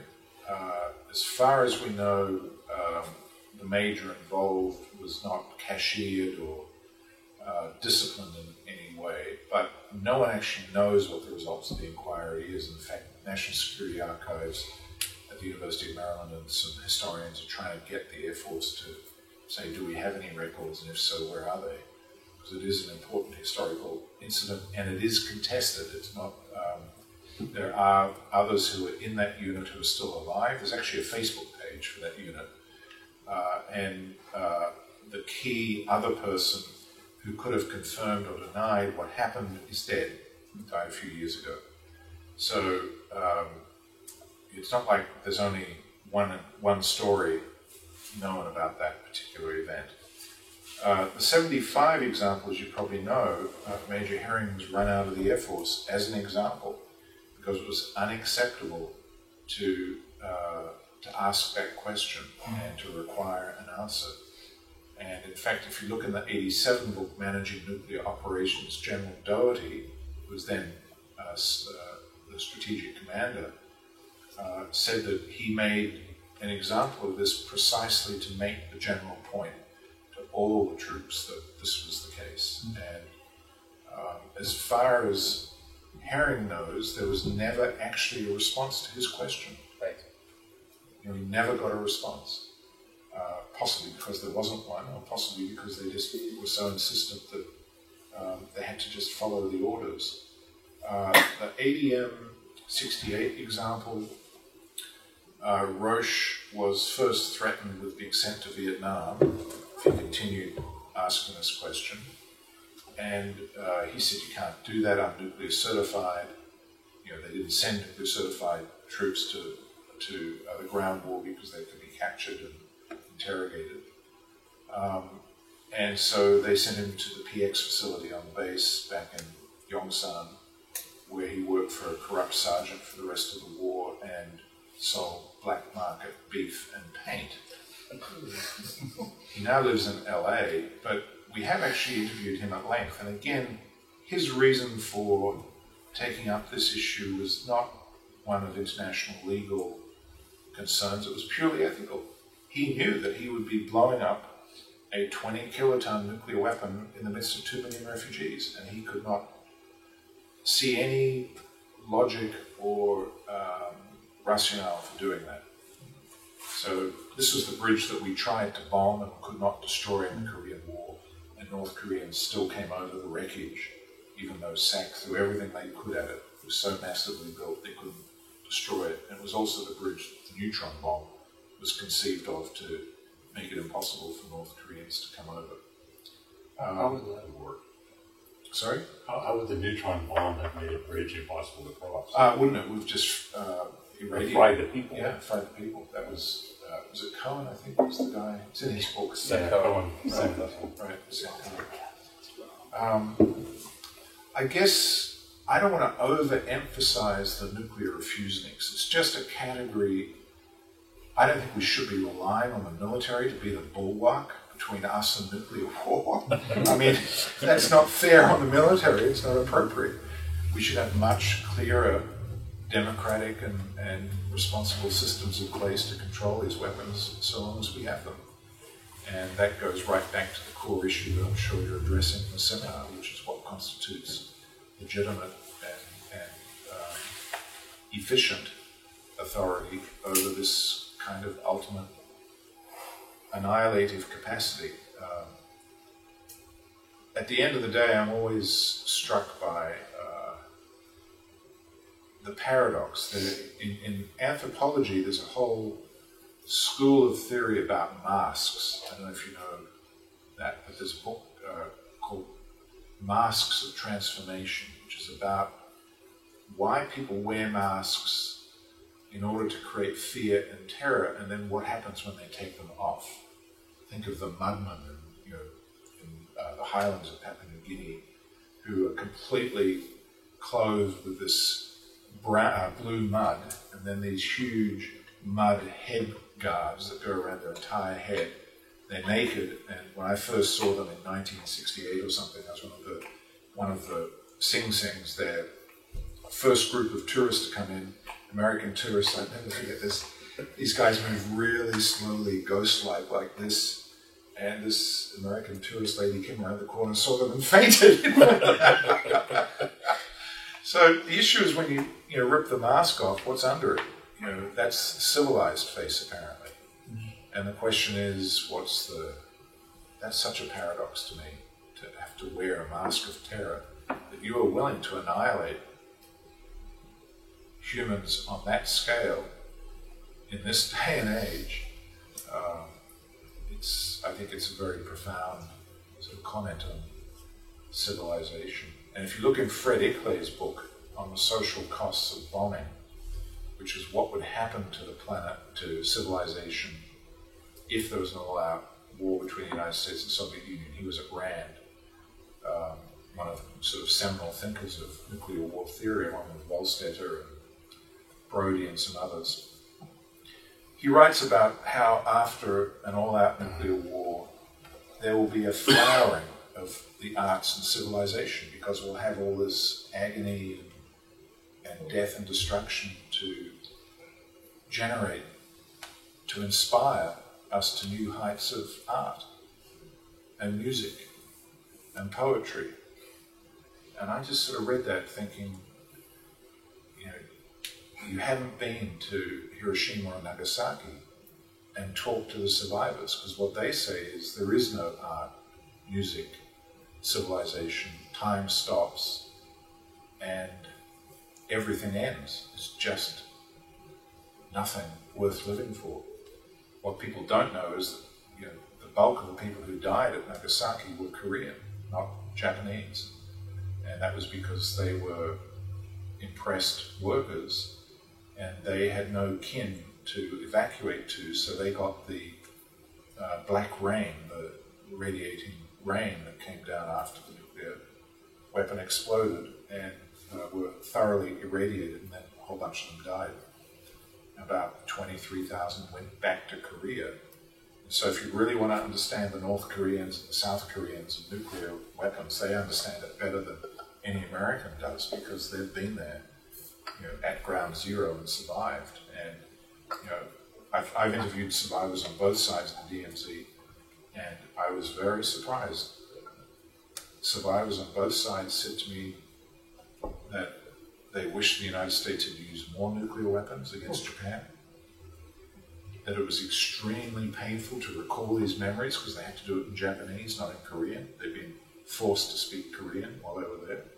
And now they had to recall these memories which were in Japanese, and that was very damaging, traumatic kind of experience. And that if it ever happened again, life just wasn't worth living. That was their sort of wisdom. Oh, okay. That's interesting. Sorry, that was a very long answer to you. Peter, with this sober thinking, I really would like, on behalf of the class, to thank you so much. It was fascinating, it was thought-provoking, and we are all grateful. Sure, and if any of you want to just follow up, my email's there, and we're looking for interesting new ways of thinking about this, because doing it the old way is not going to get us through the next 20 or 30 years. Thank you.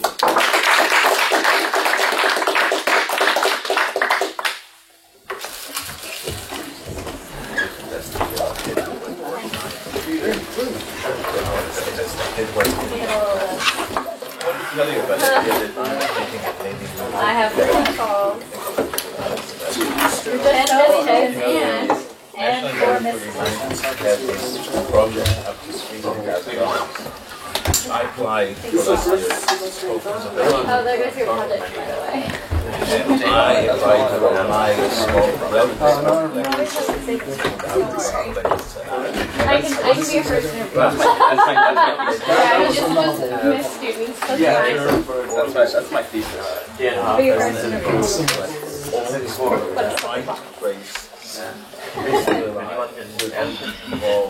Various levels from the White House to lower level.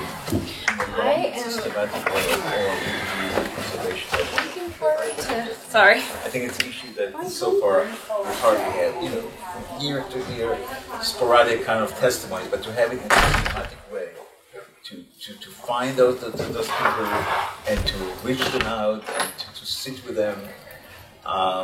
Absolutely. I mean, in my work in Korea, amongst the most valuable are the oral histories with General Stilwell and General Cushman.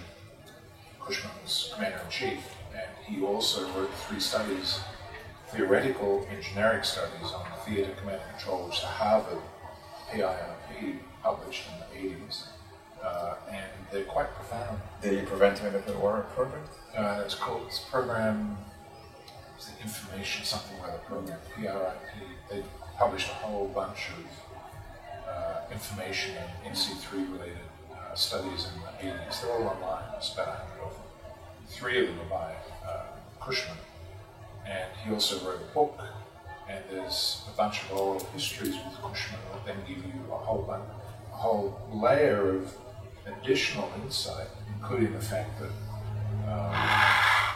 at the height of the August 76 crisis, in the command bunker, when Naval helicopter force went in to cut down the tree, in order to stop the White House taking over the operation, it's a classic, he made sure that they had occupied all 3 phone lines back to the United States, that were secure phone lines, that those phone lines were open, so they had them open. And he then put a styrofoam cup over the microphone to make sure they couldn't hear what was going on at the command post, and he ran the show. So that's how he did it. Just little details like that you wouldn't otherwise I'm get. sure there are a lot of amazing stories that some of them people never put them in writing. Yeah. So bizarre and weird and crazy. And the thing is, he had pre-delegated authority to start the war with the North Koreans. He was authorized to use the artillery unit to barrage the barracks in which the troops would come to attack the joint security area if they were attacked. And they were attacked. They just didn't know it at the time because the helicopter didn't fall out of the sky. The Mace incident, the one in Okinawa, so I come from a Navy background. It's what's mysterious to me is how that unit could have been given an individual release authority, because in the Navy we didn't get individual release authorities to units. Right. Water. Well, it's a good question. And the other thing is that what was also interesting was that he reported that he had missiles that were going to go to China as well as Russia, which is consistent with what Ellsberg found out at the same time, almost a year, that there was no way at the lower levels of the units to discriminate targeting between the Russians and China. So if we went to war with Russia, we were going to go to war with China. That's what it boiled down to. But somebody had to preset. These were ground-launched cruise missiles. Somebody had to preset the targets Right, but in the existing emergency action message system, there was no way between that unit and the national command to separate out in real time the targets. That's what Ellsberg discovered. And so that's what one of his highest What you're saying, they didn't really know what were the targets that they are aiming at, they are launching? No, they knew, I believe they knew what the targets were, but they couldn't, from Washington, there was no way to say, attack only these cities, because to do that you'd have to disassemble the entire... In other words, the unit had a target set, and they were going to attack the target set. Right, yeah, that's what he discovered. He discovered some other remarkable things. There was the one at Kunsan where he asked the... You talking about Ellsberg? Yeah. It's of course in Ellsberg. I think I know the issue you're talking about. Right, about when they turn around... Commander said, I'm not losing these, I'm going to use them. No, that wasn't the one. I think I've got this right. It may have been in Europe, but I'm pretty sure it was at Kunsan, which was Ellsberg asked him if they took off and you called them, would they come back? Oh. And he thought about it. He said maybe. Probably not. Because at that point, this is what they've trained their whole life for. That was the only mission they had. They only had nuclear weapons on those aircraft. That was why Nixon couldn't use them during the Pueblo crisis. They were only nuclear armed. Because he asked for those bombers to go attack some North Korea. They said, can't do that, so they've got, I don't know, 3 megaton H bombs or something.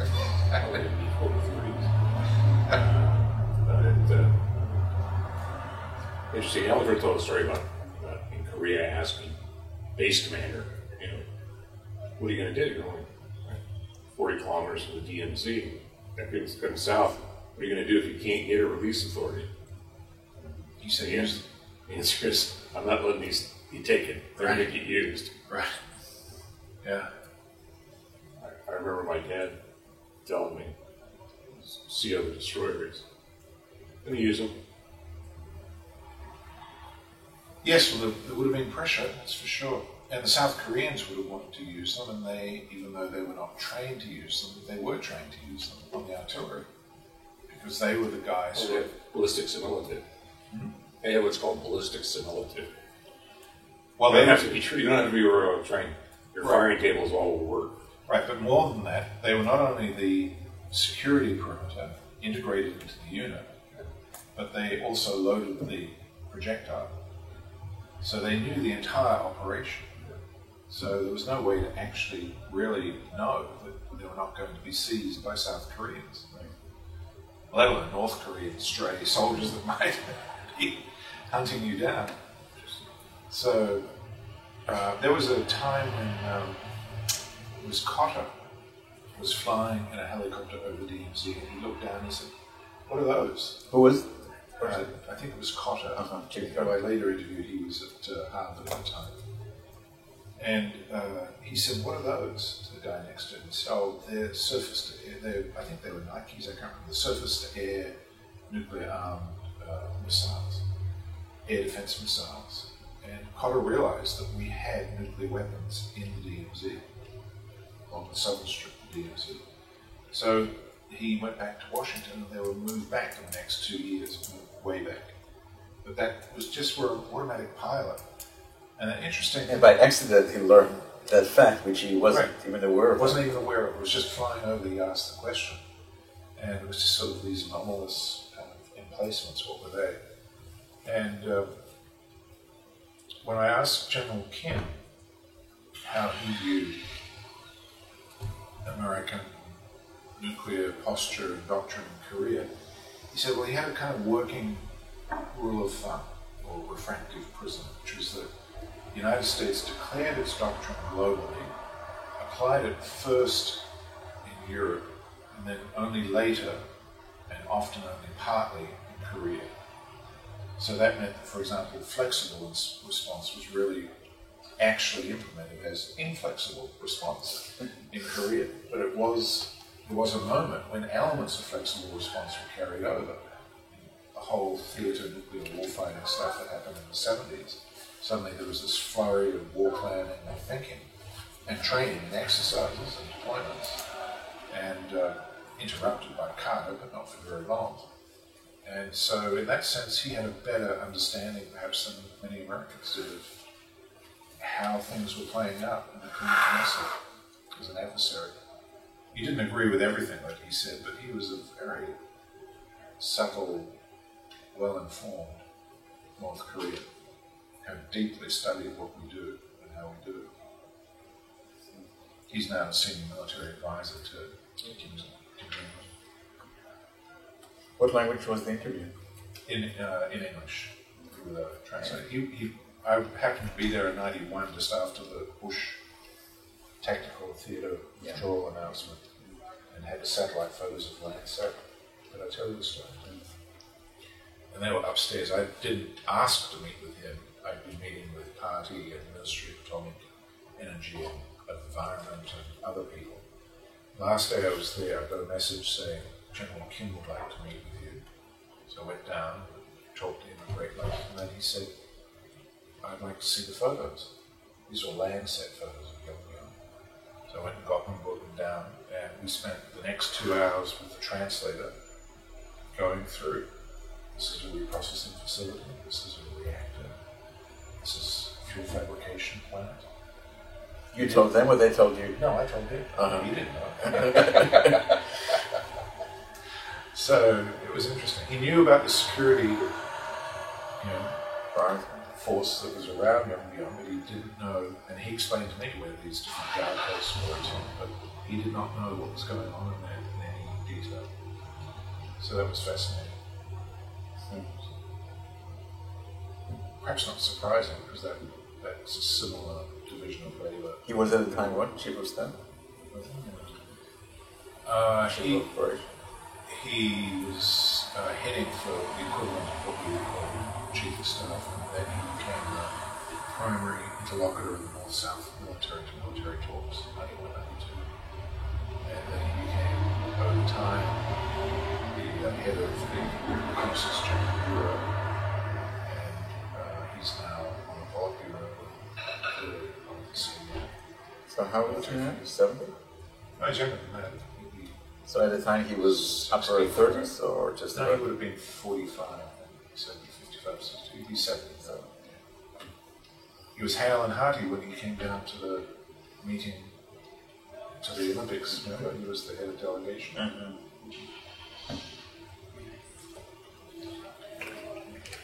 Well, Thank you. I was actually particularly interested in the the terrorism and inadvertent conflict piece. right. I didn't know about that. Definitely, check out. Was looking at it. I'll send you the whole lecture. I'm looking at it in the South Asian context because there's been some reporting of attacks in Pakistan without them knowing that there were. Right. But then some of their bases might have been connected to nuclear weapons or some such connections. So that hasn't quite been explored in the South Asian context. So just looking forward to reading. South Asians keep on telling me that South Asia is much more dangerous than the Korean Peninsula. I'm not sure whether that makes me feel good or bad. Yeah.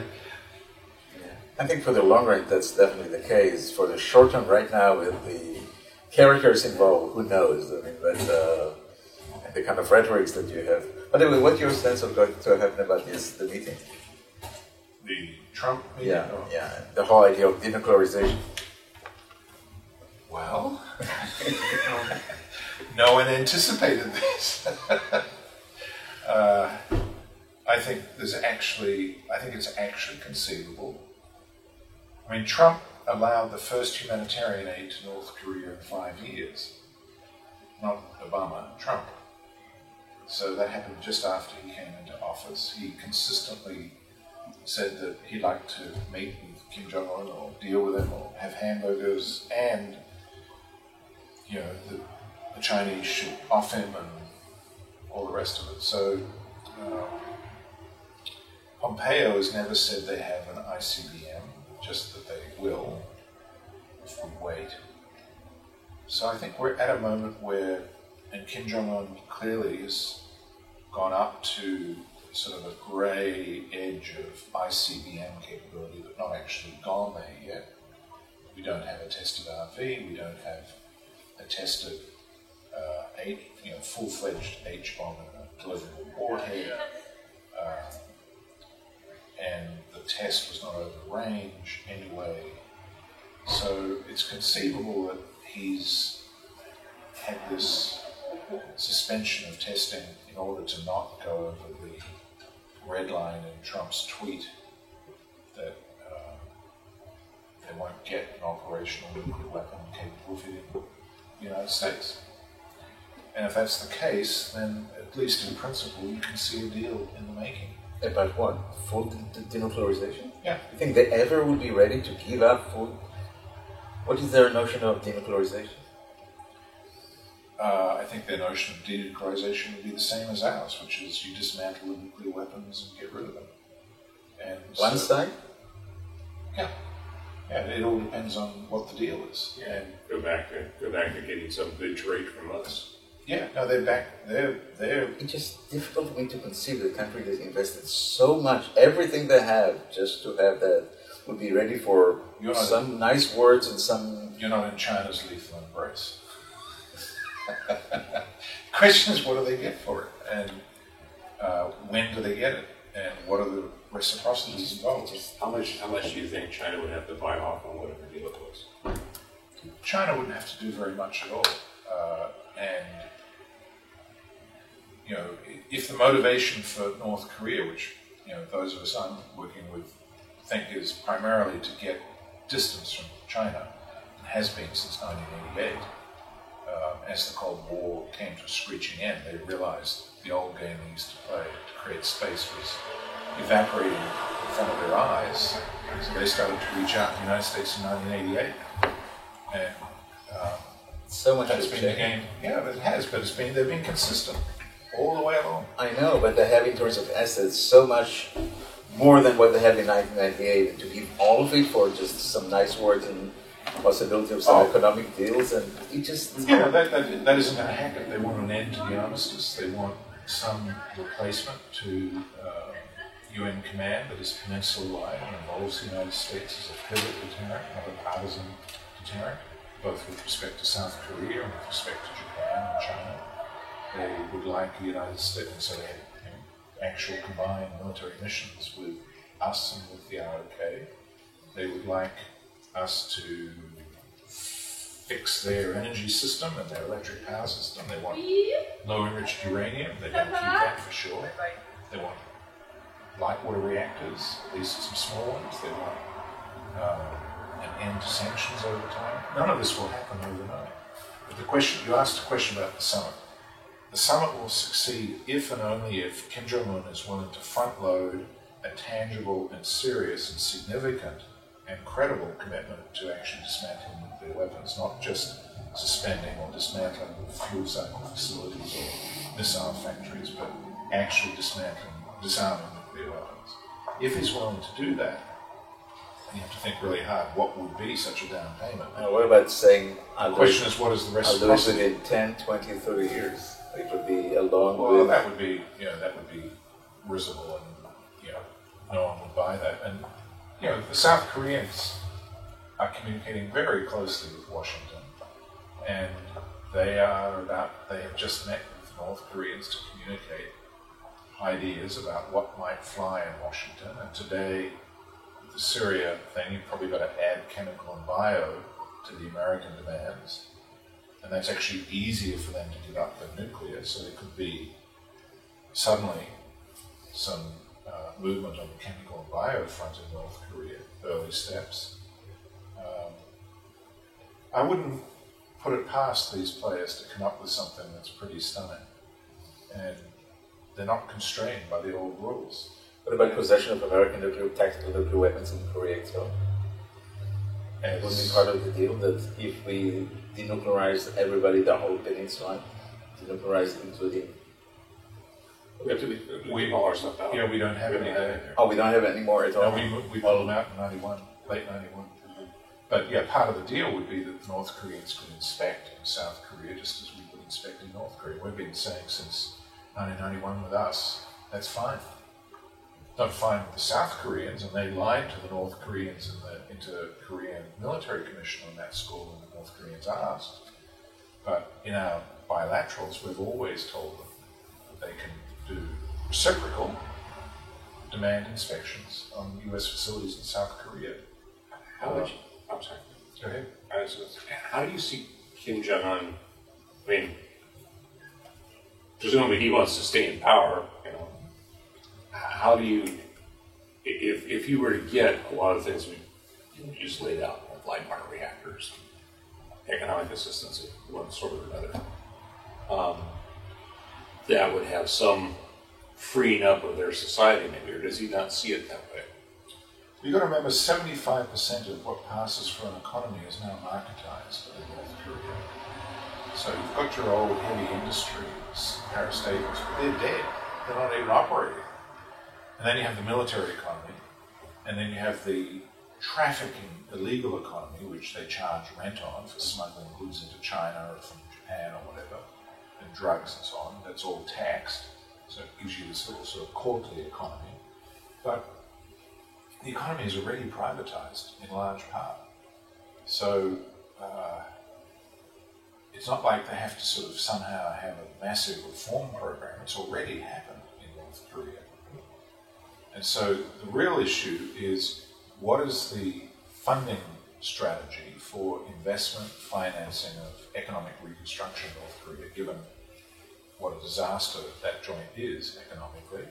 And then what is the relationship between the North Korean chaebols and their South Korean counterparts, these being the massive vertically and horizontally integrated firms? They want to have isomorphic, asymmetric, but co-equal relations with their South Korean counterparts to develop the mines, to develop the hydro dams for power, to develop the networked energy facilities that go from Russia to South Korea, from China to Japan, from Mongolia, this massive electric transmission program that China is doing as part of the Silk Road. Huge program. I mean, probably it'll be the biggest capital projects in history that are in motion. So they have to go through North Korea to succeed.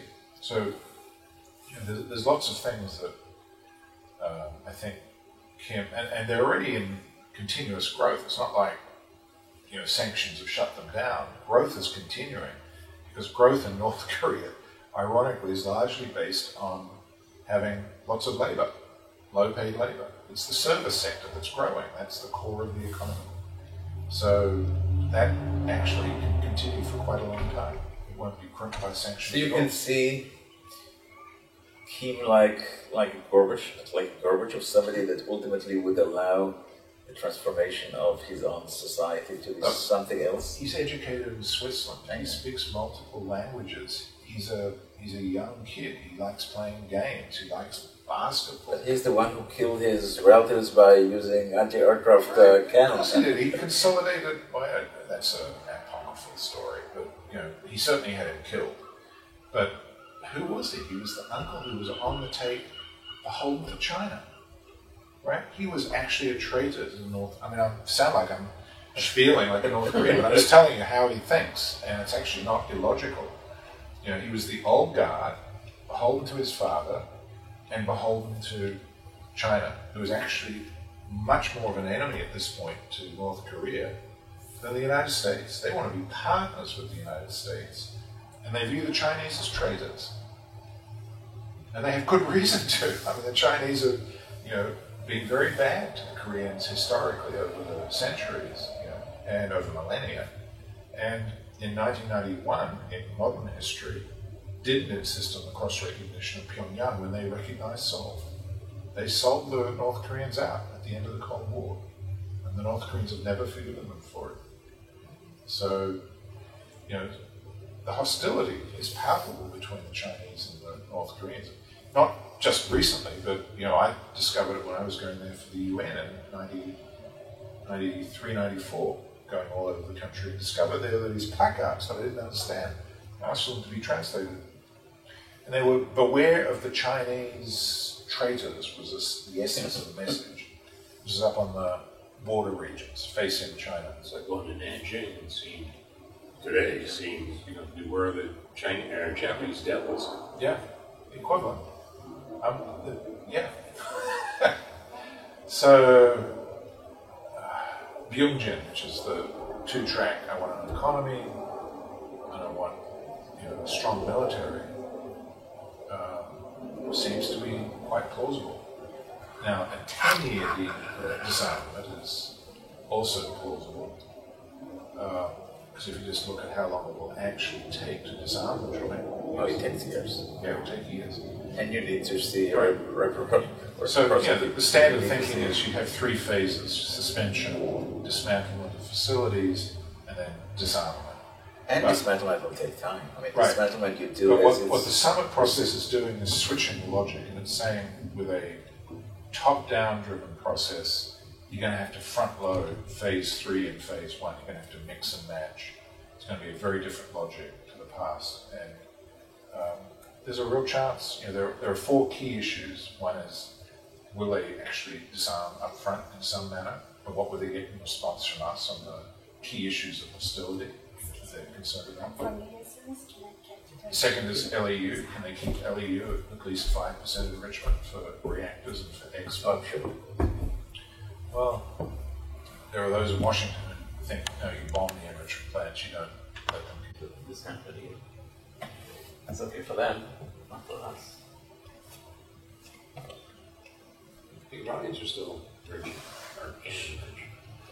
They are, yeah, they've got Well, sure, 3.67%. But given that the administration is so hostile to the old deal, Yeah, but if you could capture their chem bio and start them actually getting rid of nuclear weapons, that's actually a much better deal than the Iran deal. Sure. So that puts the Iranians will be unhappy with such a deal because it says you can be more stringent than Obama was able to be. The difference is North Korea doesn't have oil and Iran has oil. It's sort of a crude difference. But the Iranians had something real to play with in terms of bargaining leverage, and we didn't. And because they had oil, we could put really hurtful sanctions on them. Sanctions on North Korea. Sorry. It's like sanctions on Russia. Yeah, it's a game. It doesn't really achieve anything other than